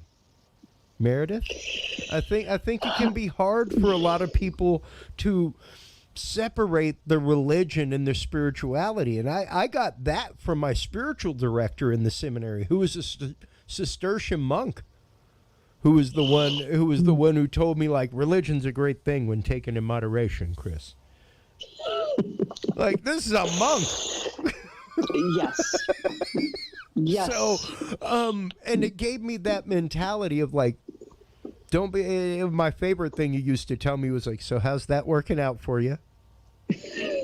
Such a great question. of course he was my spiritual director, so he was like my therapist, quote, but spiritually, and he heard a lot of the same problems come up, and he went, well, how's that working out for you? Just as straight as you could be, because sometimes you need that hard truth, and it's hard, I think, for a lot of people to recognize that, and it's hard, I think, for a lot of people to recognize the place of the hard universal truth beyond themselves. I agree with you. It is very hard, and if the word I use is clunky, when you start to kind of go down the path of really questioning the deep questions, not the what am I going to have for breakfast, but the existential, who am I, what is my place, what does life mean, all those things. You know what, when your soul is ready to listen, the universe will offer it in very subtle ways, and you have to learn to listen to what that is. It's a very high, for me, it's a very high refined vibration, and you have to be quiet. You have to stop listening to all the stuff in your head. And so here's what I think NLP does really beautifully is it starts to get you to also separate the what have I been told versus what I know to be true. Yeah. And it allows a lot of introspection. Look, my truth may not be your truth, but if I'm not harming anyone and I feel that this is the path I need to take, then that's the path I need to take. If it works out, great. If it doesn't, well, maybe there was a lesson in there that needed to happen to get to the next part. The journey is not going to be shown to you on just one big map. It's one little thing at a time. But it starts off clunky when you have learned to listen to everybody but yourself. And in my book, which is called Becoming Ridiculously Awesome, Who Doesn't Want That? I talk about following the ribbon of light. And I remember when I started asking questions of myself and the universe and cursing everybody and going, why am I here, etc. But when I finally stopped yelling, I go, there would be just like these little synchronicities, these little coincidences that just seemed almost too good to be true or too easy. But I go, but why is it seemingly too easy? Why can't I have that? And the more I started to notice what it felt like and looked like, that the things that were really good for me, that was just right. When there's something that just feels resoundingly right for you, that there's no other question, then okay, you do that. And then you start to notice how that feels. And then you start to filter differently and look at the world differently. And as you think and feel and believe a little differently, a little bit more elevated, well, what happens? Then the universe will show you more of that vibration. And then you'll go, oh, I'm starting to get it now. And then there's this play, this dance that happens that has always been happening, but now you're recognizing it. Yeah. And that's a beautiful way to put it, because the when I taught ninth graders, the one thing that I would always do, but the first class, I would give everybody a slinky and just have them say, we would talk the whole class until like the last 5 minutes, and the slinky was on the desk. There's the potentiality for all kinds of fun. Like, it rolls downstairs, goes over in pairs, all kinds of things. We're going to have all kinds of fun with it. That's the potentiality, you see. But when you put the slinky in both of your hands and just sit there, it doesn't slink one bit. It takes you actively pushing the slinky for the potentiality of the slinky to be realized. And now you can have all kinds of fun with the slinky. You just have to realize that you have to push the slinky. You have to actively do something to activate the universe. You can't just sit there and wait for the universe to passively do something for you. Very, very true. Very true. And, there was a time where I used to think, well, why do we have a body? Right? What is the purpose of this whole tangible object?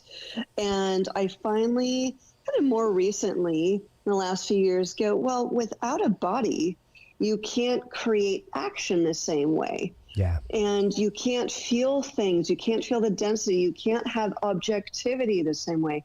And it's important to have that, to learn the lessons, to experience and all those things.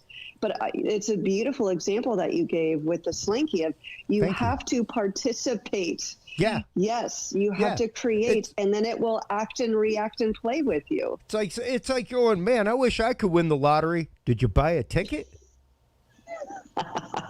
Because that kind of helps. Like, you gotta play the game. You gotta put something into it.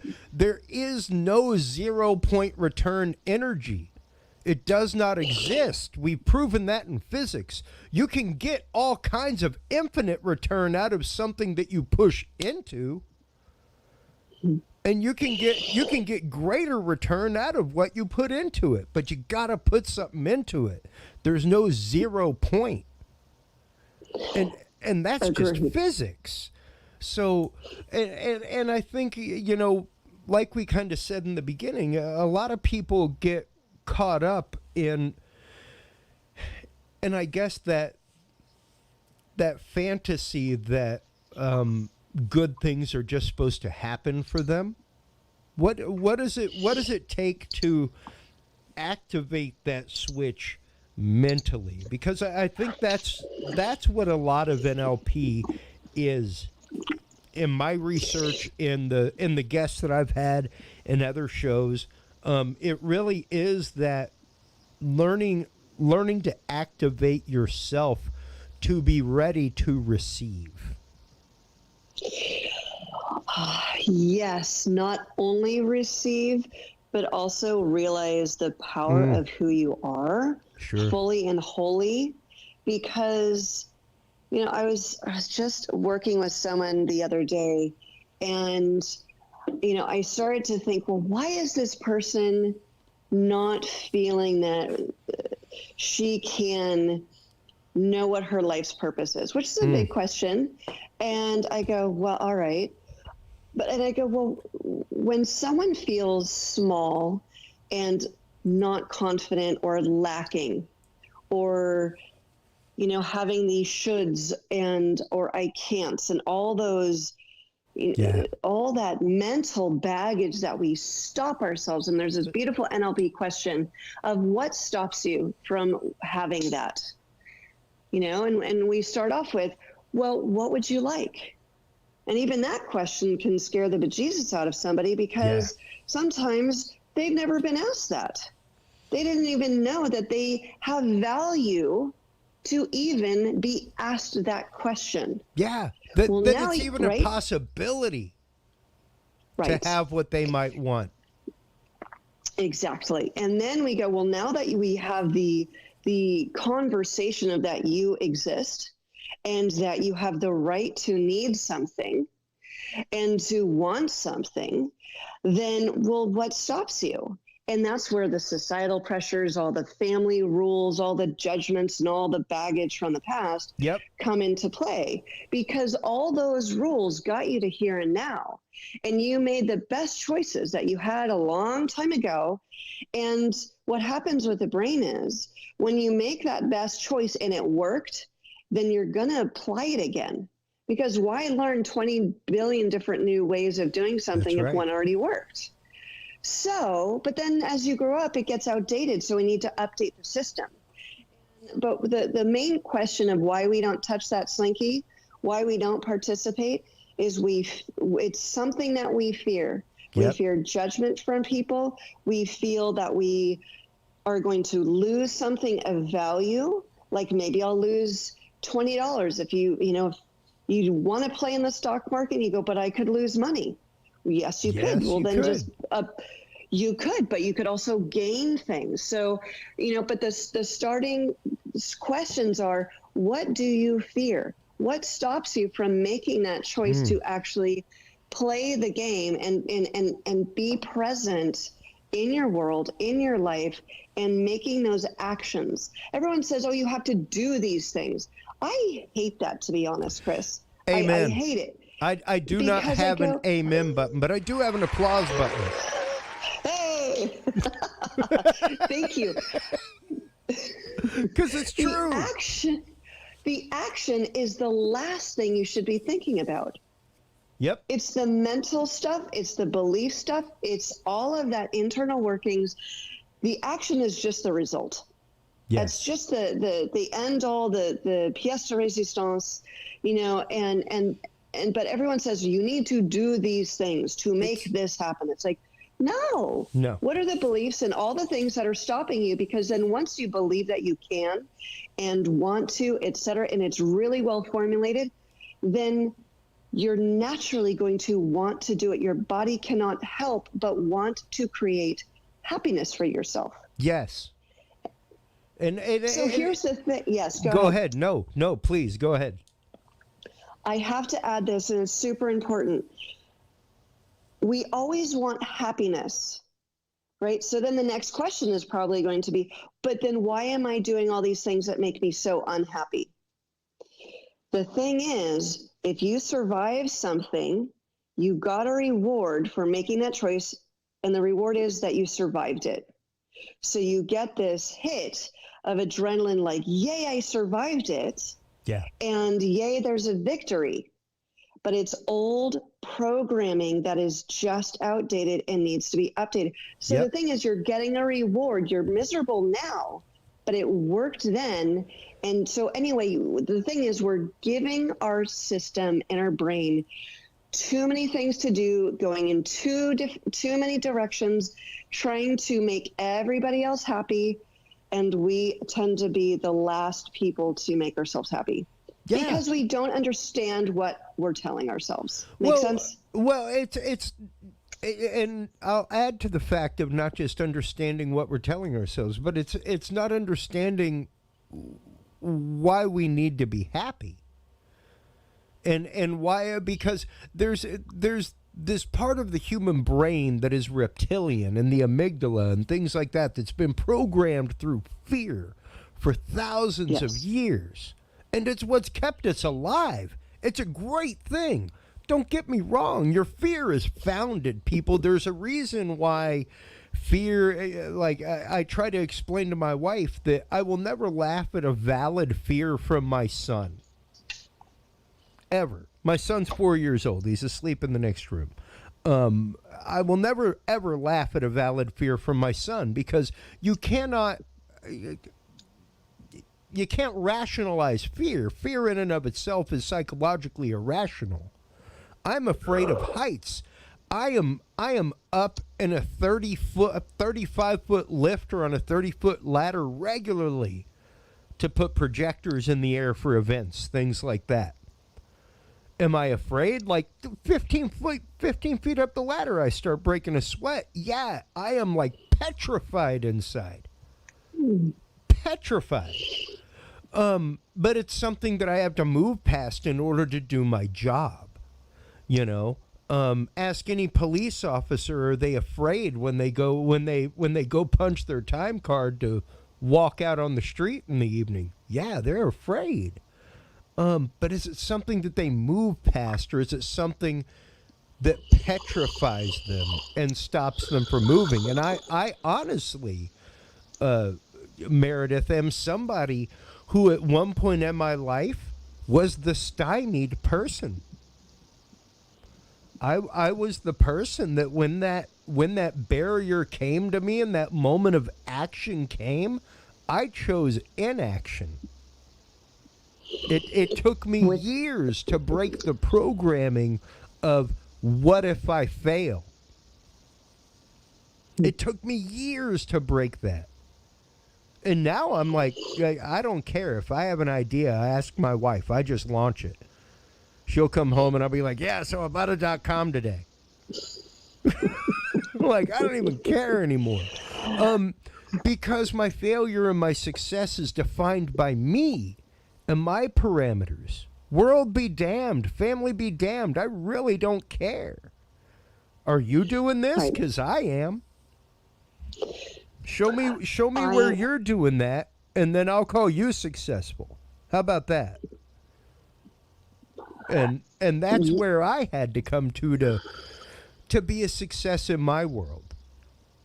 Was the point of like, hey, all you people that said like, when you're done playing with wires, are you gonna find a real job? No, I get paid to go around and play with people's expensive toys.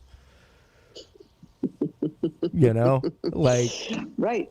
Sorry, it's all perspective. I kind of made it happen, and it's possible. And a lot of people don't realize that living your life via your passion, doing that, and finding a way to make that marketable and make that happen is absolutely possible. And that's a lot of what you're teaching through NLP and your book and your website, livingareawesome.com. That is what I do. I help people get unstuck from their many phobias, PTSDs, anxieties, bad dreams, keeping out of relationships, all of those things. And the thing is that what I would really love to address with you on what you said a few minutes ago is that certain fears are irrational. And I really want to counter that. Okay. Because on one hand, yes, as you're talking about the reptilian brain, you have the fight or flight response. Yes. Okay. And again, what you survived, you kind of recreate. So if you froze previously and it worked, you're probably going to try that again until it doesn't work. Mm-hmm. The thing that I have learned and I have 2 little girls as well, and they're afraid of spiders and all these things. And I go, the question that I often ask in my head is, well, where did she learn that? Did she learn from someone else? Is she modeling it? Yeah. And so forth and so on. And a lot of phobias or beliefs are installed because we watch somebody else have that reaction. Oh, sure. And if we see someone have that reaction and go, well, if they're, an adult and there's someone I know and respect, well, if they're having that reaction, maybe I should have that reaction too. Sure. And so with the more I've learned from my clients and working with them is there's always at least one, probably often like 5 or 6 choices and decisions and beliefs and experiences that person has had that has solidified that fear.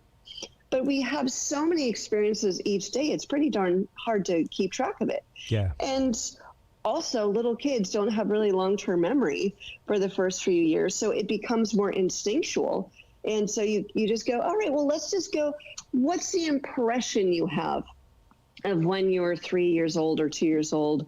They go, I can't really remember. You're like, but was that feeling still there? And you go, oh yeah, it still was. And then you find out the imprint. And so the imprint is what we call kind of that first time we had that choice, that feeling, that experience that made that future echo happen. And what we do is we go, well, and we unpack that. We go, well, what were you thinking and feeling and doing and who was there? So we can kind of create the picture. And then we go, all right, so what did you believe about yourself in the world? And they go, oh, well, and they'll come back with a blanket statement. And I go, all right, well, great. But so say it's someone who is afraid of spiders. Okay. And that was my phobia forever until I went through NLP.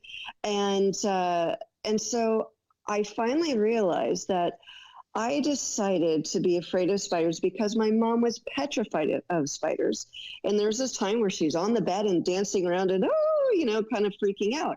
And I decided, because I trust, of course, I trust my caregivers, my parents, and they are caring for me. And there's kind of a massive assumption, a blanket belief of, well, if they're wrong in any sense of the word, then that might mean that they're potentially wrong elsewhere. Yeah. And if that is possible, then that means no good for me growing up. Yeah, that's So I threatening have to a believe, paradigm psychologically. Absolutely. So you have to kind of do this suspension of belief and just go, everything my parents do until probably teenage years is correct and right. Yeah. And so her phobia became my phobia, but it was a decision instantaneously. And so you end up unpacking phobias and fears and beliefs, whatever they are, from relationships to, always sabotaging yourself from getting a wage increase, or from sabotaging yourself from traveling all over the world. Whatever it is, big or small, there's been a decision that's happened. And so we unpack it. We go, what stops you? And what do we need to have all these beliefs in place? It's so forth and so on. So, but I don't think anything is irrational anymore. From what I have learned, it always goes to a root cause of either mental, emotional, family systems, or entity related. And that's why I do all three. Granted, when I say irrational, I mean the fact of have fun explaining it to somebody else. Not everybody, you know what I mean? Like, Good point. I can't explain to somebody who I'm working with who's on the other side of the ladder, like 10 feet up, why I start breaking a sweat, and they're like, dude, we're like right under the AC vent. What's wrong with you? And I'm like, we're like 15 feet off the ground. Yeah, I know. We're going to 32. Shut up, dude. Right. Like, that's what I mean by irrational.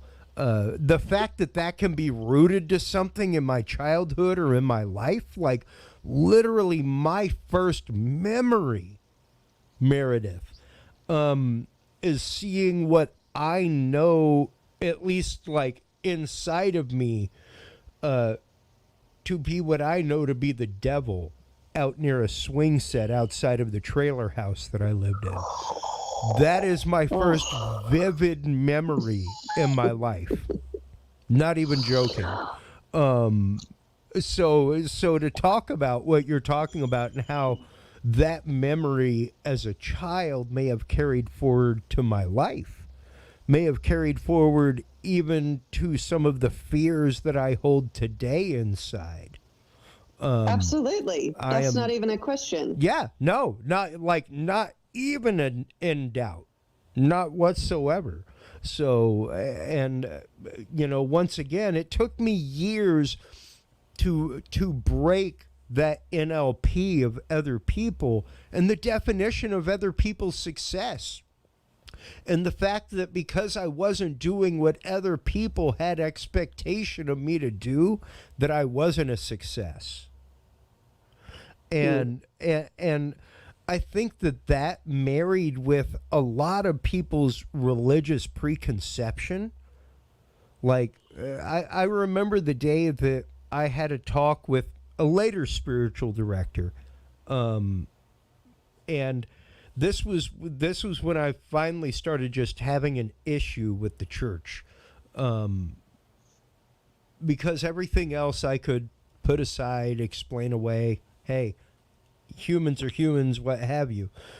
But the day that my spiritual director told me that the church does not have a teaching on the paranormal or ghosts or entities, even though they do exorcisms. and I was like, yeah, exactly. I was like, I own a copy of the Rite of Exorcism, dude.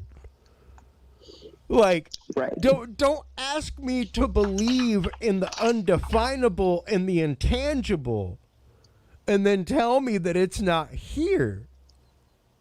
Like, right. I can't even. Like, the leap of logic for that was so huge for me, Meredith, that was the straw. That was the straw. At that point, I was like, I can't even. Right. The inconsistent quality is crazy. Yeah, I agree. And that's when it was like, I will, like, my heart of hearts is with them, all that good stuff, but I am 98% spiritual, and I have no need to go into a building to prove my connection with God, to prove the existence of ghosts, entities, demons, angels, any of that. No need for a physical building or magistrate to tell me so. And I think that is what kind of moves us into the next segment of what you do, because at some point in your life, let's get into how you started studying Huna healing, because I believe that that branch in your life, and of course that branch of what you do, has a lot to do with ghostfreeproperty.com and the other facet of what you do, as far as and what I was saying at the beginning of the show is, as far as I think a lot of people are manifesting their own issue through that familial soul constellation concept, you know, and through the idea that, like, my son's name is Dalbus, and he's named after my grandfather, who's probably the most near and dear person in my entire life, probably the only person that, like, got me. And there are so many behaviors that I see that are straight up my grandfather. And he's 4 years old. Yep. Like, he even walks around calling everybody kids. What's going on, kids? How y'all doing? Oh, it's like, he's 4, fascinating. dude. He's 4. Who you calling kid? But things like that, and I think that ancient cultures, other faiths, adopt this concept regularly, and the idea that these souls, so to speak, are within a family, and that they exist, they embody multiple people, and that they move forward, and that, you know, sometimes when they aren't supposed to move around, they're supposed to move past, we kind of keep them here through our sorrow and our grief, and they're literally here, like, because they love us unendingly. But are we keeping them here? Sometimes we do. I don't know if necessarily we have the power to force anyone to stay here who doesn't want to be here. Sure. Right? Everyone has free will, and that is a universal truth, is we always have free will. Absolutely. And we always have a right to have one soul per body. And so when I started studying Huna, I was also doing NLP, but I had started studying Huna because I'm very intuitive. And I was, when I was little, I started having premonitions where I would dream about things that would happen 6 months later. Yep. And so when the experience happened 6 months later, I would go, wait a minute, I dreamt of this. And I go, that was like 6 months ago or so. And it was interesting. And it happened for big events, happy events, sad events. And it got, as I got older, especially in high school, like I literally could follow conversations with people. And my sense of time and location got very confused, because I'm like, well, am I in the premonition now, or am I actually in real time? It was really bizarre.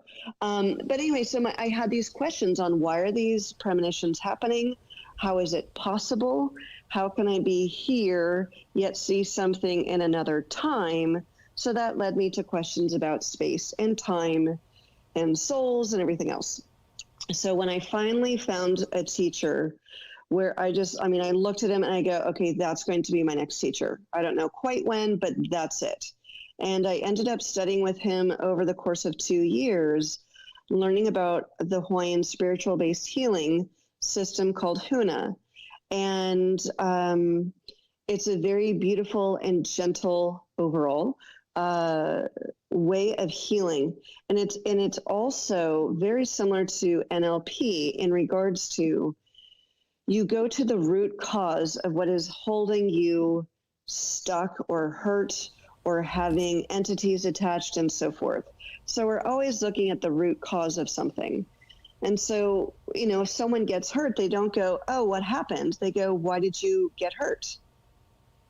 So there's this choice, there's this understanding that you're co-creating your whole experience. And maybe it's subconscious, and maybe it's from past life stuff. Maybe it's from entities that are attached to you and they have their baggage. So if maybe an entity was a smoker, now maybe you become a smoker. Maybe that, there was a client I had where they kept dreaming, or this person kept dreaming of a White House. And she just never knew why. It made no sense. And when we did a Huna session where you put a person under gentle hypnosis and you ask non-leading questions and you kind of uncover what's going on. And the stories are varied. They're just all different. And anyway, so this woman, we figured out that there was an entity attached to her who had died, and it was his dream of his death. And it was the dream of not only his death, he was the last one to die, but it was the dream of his family's death. And so I got downloaded into my vision the whole scene. So I had to relive this whole thing on basically, a man who had basically escaped from prison. It was like somewhere in the South. And this family was, on this beautiful lush farm in this little valley. And there was a creek running by, and it was just idyllic. And so he hears, so the father hears something in the house, and he goes in and he sees this man in this suit, kind of the old prison suits, take out his family. It was awful. But here's the thing, not to just tell you a gory story, though I know people love ghost stories. The thing is, once we did the work and I told this man that he was dead and that his family was in the light and so forth, and I helped him along. I helped him reconcile his pain. And then I said, well, do you want to be here any longer? Do you need to be here any longer? And, he said no. And my, client said, I'm ready for this person to go. And so there was a meeting of the minds, if you will. So I kind of act like a facilitator, negotiator sort of thing to keep peace for everybody. And once peace has been reached, then they'll go. And then my client no longer had the dream of the White House. Wow. Yeah. And once again, how frequent is it that it is the client finding their peace with the situation that allows the spirit to leave? Like how? Because of course you've got your website, Ghost Free Property, things like that. How often is it that somebody moves into a property and there is something attached to the property, or how often is it, or conversely, what are the odds that somebody has dragged something to the property with them? It happens all the time. All the time. And here's the thing, it's not necessarily that there are entities attached to every home. No. So a little like bit about what I have. Entities attached to every person. Which often is actually true. And I will say that entities are also just thought forms, not necessarily a soul, Sure. of some being somewhere. But what I've learned is that, I don't know, I've cleared a bunch of houses and properties this year, and one property had negative energy attached to a vase, and this vase was a gift to the woman of the house from the place where she worked, and she hated everybody there. It was a miserable place. And they gave her a going away present. It was this plant in this little vase and everything else. And I went into this room and I go, what is here? And it felt heavy. So I pick up on sounds. I pick up on voices occasionally. I feel things mostly. And often I will get images, and I kind of get the full gamut. And so I just go, why is this room so heavy? And I keep scanning the bookcases and scanning and scanning. I keep looking at this vase. I go, it's a little vase with footprints on it, you know? It's like almost like for a baby shower. And I go, sure. But I keep, my attention keeps getting pulled there.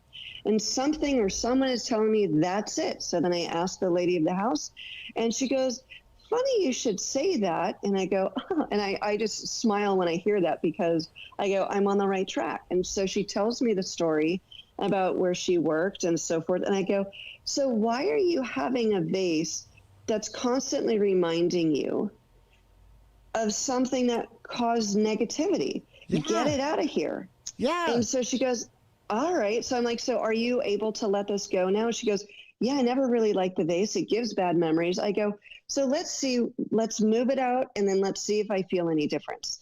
And of course I immediately did. And that's what happens for me, is when I go to a home, I will get pulled in directions. I will ask about certain items. It could be jewelry. It could be secondhand toys. That has happened a few times.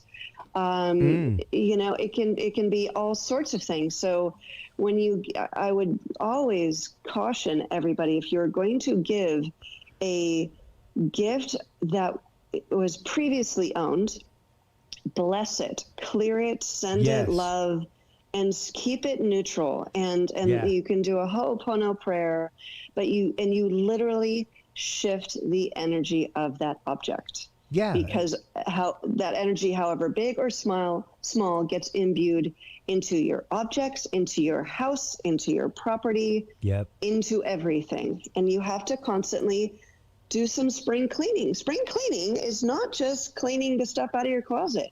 You are putting your positive intentions, resetting everything, and have a party at the end. But you need to constantly check in on your energy, and you will feel so much better at home. So much better. So imagine a year of COVID and all the energy you put on your house. We have had literal episodes about that whole concept, Meredith, because I mean, I love my wife. Meredith, like a lot. But she's tired of my face, man. Like, I spent 35 weeks a year on the road doing AV. I have invaded her world over the last year and a half. So there is an understandable angst. There is that builds up, and like we have to be very careful. I've spent the better last half of my life studying world religion, philosophy, things like that. And the one concept that comes up more than anything is the concept of the golem and the egregore.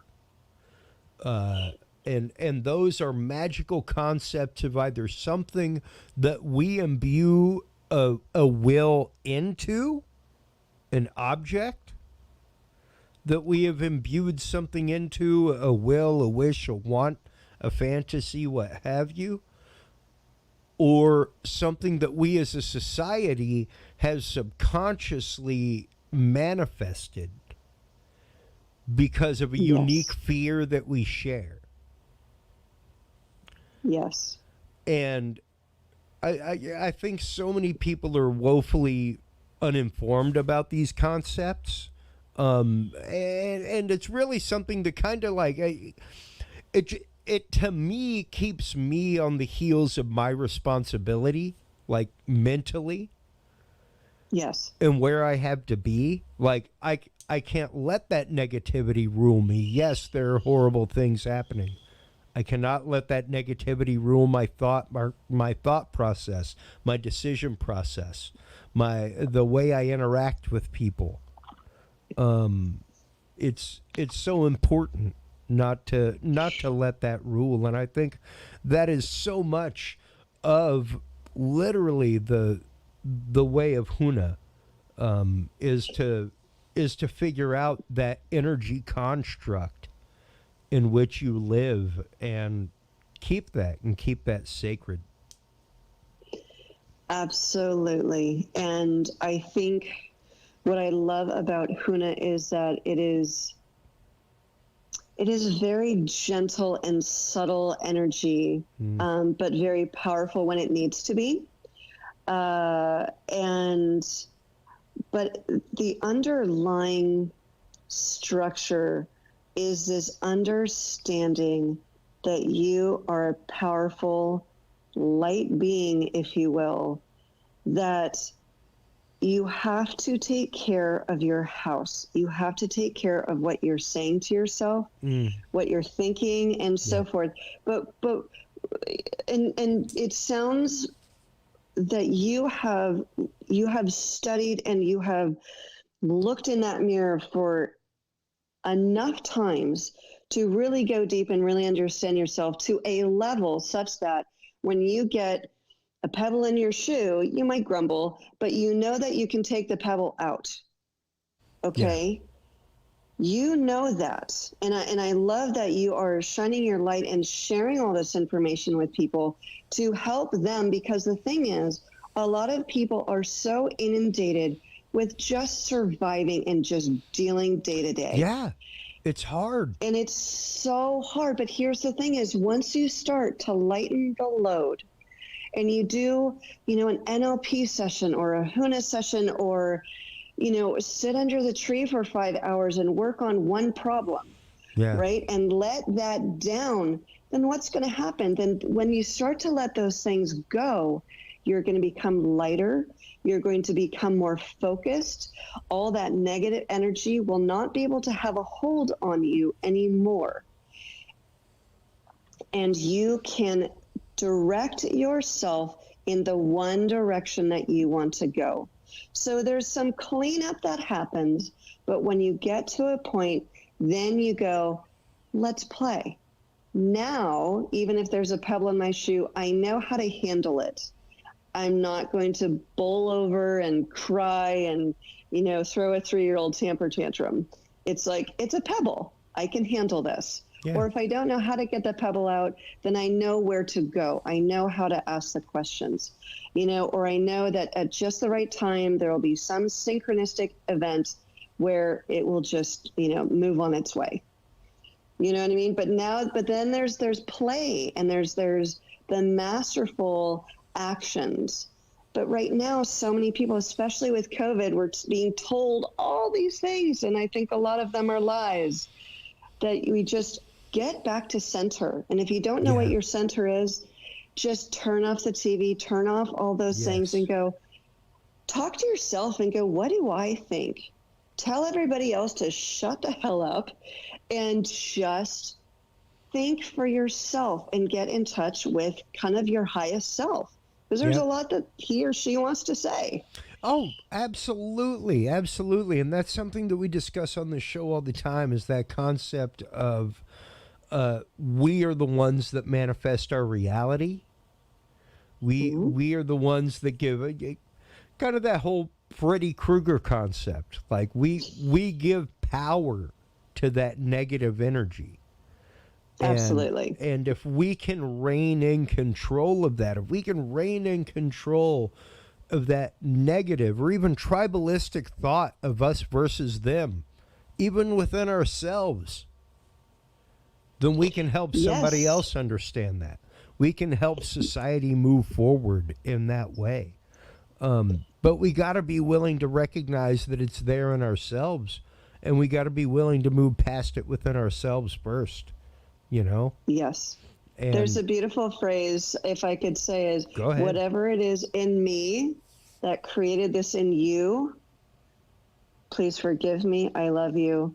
I thank you. And you do the Ho'oponopono prayer. But it's whatever it is in me that created this in you.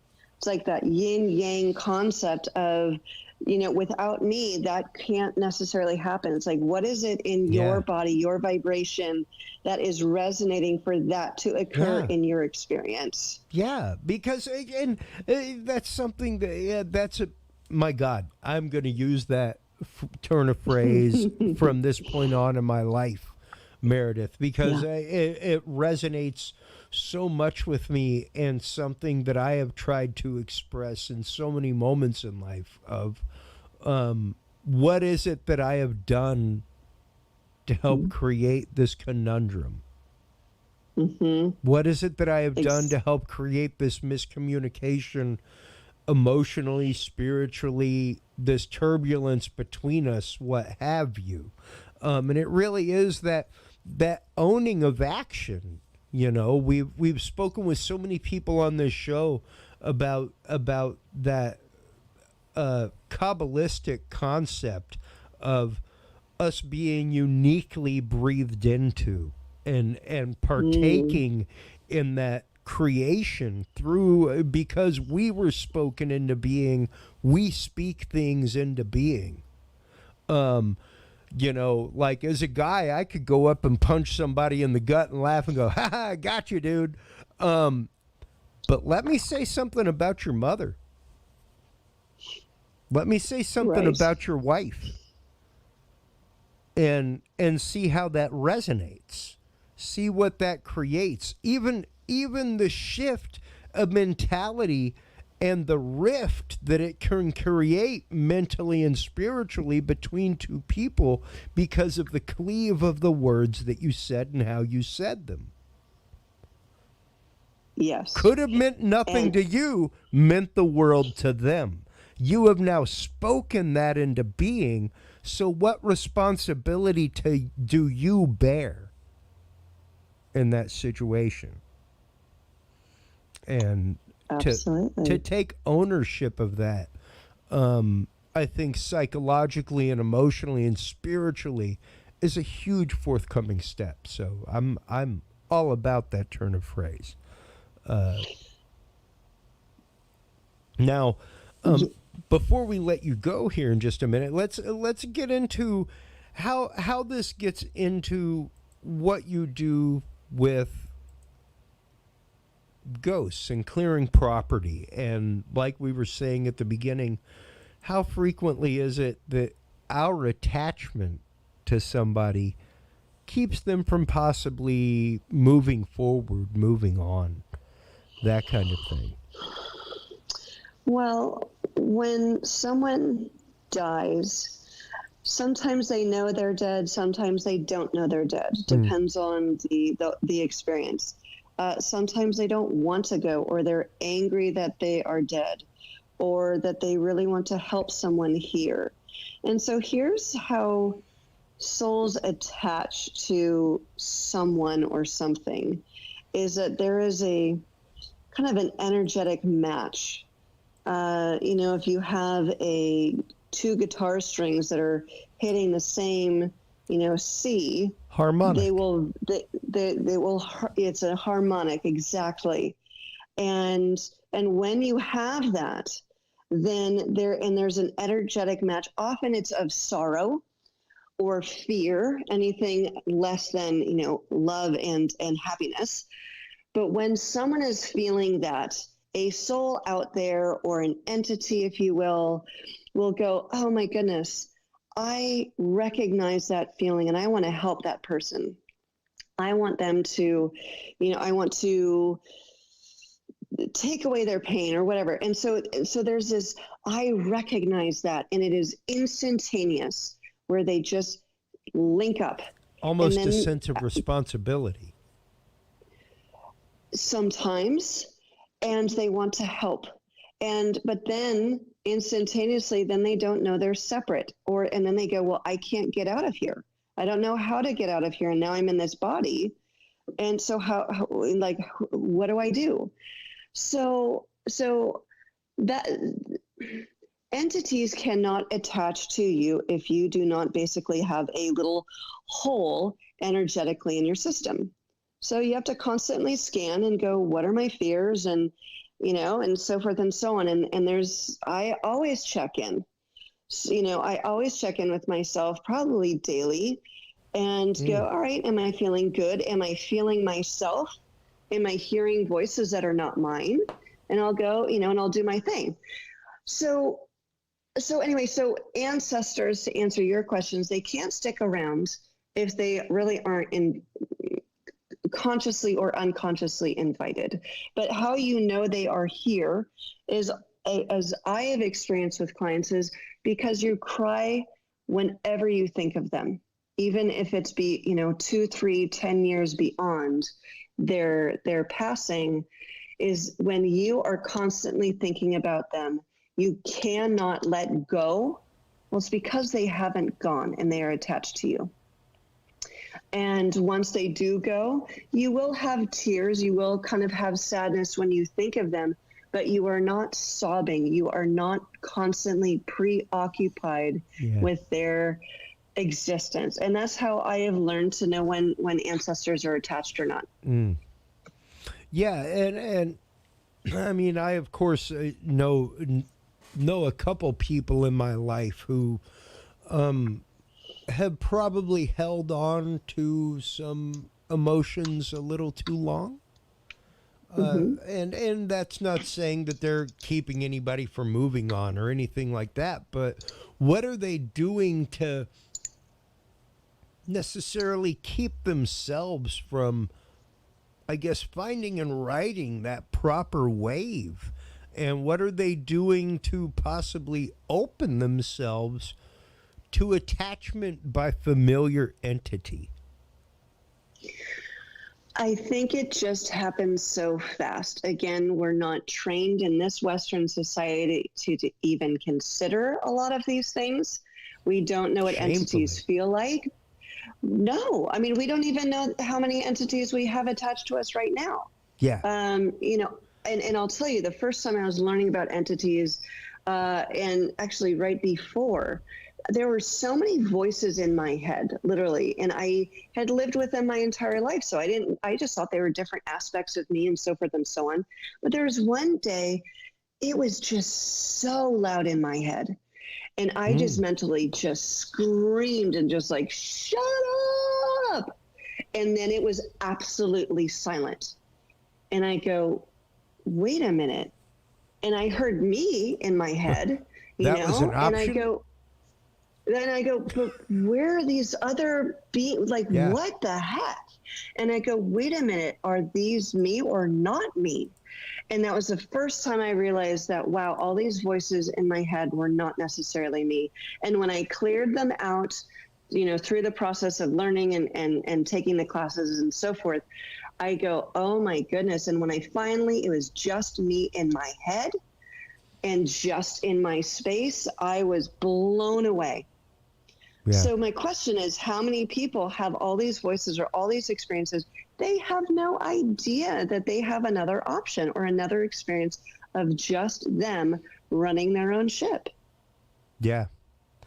Yeah, absolutely. And once again, a lot of that does come to the realization that you have the power to have control over that. You do. You absolutely do. And doesn't mean you need to be mean or kick them to the curb in a harsh way, but just say, I've got this. Thank you so much. You may go now. Yeah, absolutely. Because it can be hard to not to want to surrender yourself to such a feeling, such a sensation. And it can be heart crushing when surrendering yourself to that does not work out for your life necessarily. I never really think that it's a good idea to have an entity as a pet. On one hand, it feels like, wow, there's someone who understands me, or there's a connection. You feel gets me, and I feel important. But the thing, I mean, there's a little bit of ego that kind of happens. Yeah. But what happens though is you're kind of bogged down with their baggage and you can't really live up to your full potential. So you've got to live your life alone, but does not mean you're lonely, does not mean you can't have them visit you or give you advice or meditate and see them in a field or whatever. Like, there's so many options that just because they're not in your space doesn't mean you can't ever see them tomorrow or in your dreams or anything like that. Yeah. Again, it's, you can be alone and powerful, but not lonely. Yeah. And I think that that's hugely important that you bring up the fact that,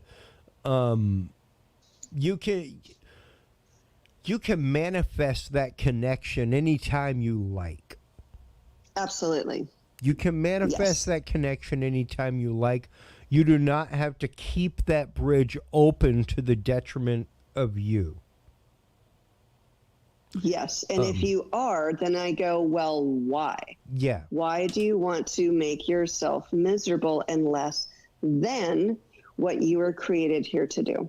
Yeah. Whatever that is. Man, absolutely. And that is only part of how you become ridiculously awesome, Meredith. Only part. Yes. Only part. And there's so much that you have going on and that you offer as not only a consultant, but as somebody coming out to vibrantly and vibrationally clear things.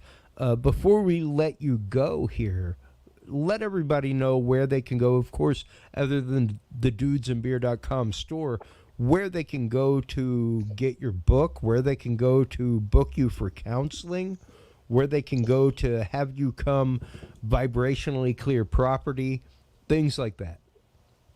All right. So please go to my website. It's livingyourawesome.com. You can buy my book there, and I will inscribe it and send it to you the next day. You can also get it on Amazon, and you can also, there's a Kindle version. My sessions are based about every 3 to 4 weeks, and the first session is free, where we have a consultation and we map things out. We see if we're a good fit, and then we move from there. And so I have a 4-session offering right now because it is very complete, and it takes about 3 or so months, where you get an entity clearing, NLP session, family soul constellation session, and so forth, whatever is needed. So we tailor it to you. And if you find some ghosts in your attic or have some heebie-jeebies at your office, you can go to ghostfreeproperty.com. I can clear it remotely. There's no such thing as, or there's no such place as far away. And so those are how you can get in touch with me. And you can always email me, Meredith@livingyourawesome.com. I would love to hear from you and ask all the questions you want. Fantastic. Thank you so much once again for taking your time. Please do hold the line, Meredith, while we close things out here. While you are online checking out everything from Meredith Herrenbruck, make sure to stop on by the Dudes and Beer podcast. Dudesandbeer.com is the website. Make sure to stop on by our sister website, the all-new CuriousRealm.com. That is where you can find everything that is upcoming. We will be coming there in December. Eventually, my internet will click to that. Anyway, until next time, everybody, take care of yourselves. There it is, Curious Realm. Until next time, everybody, take care of yourselves, take care of each other, and remember, if you can't be good at it. We'll talk to you soon. Bye-bye.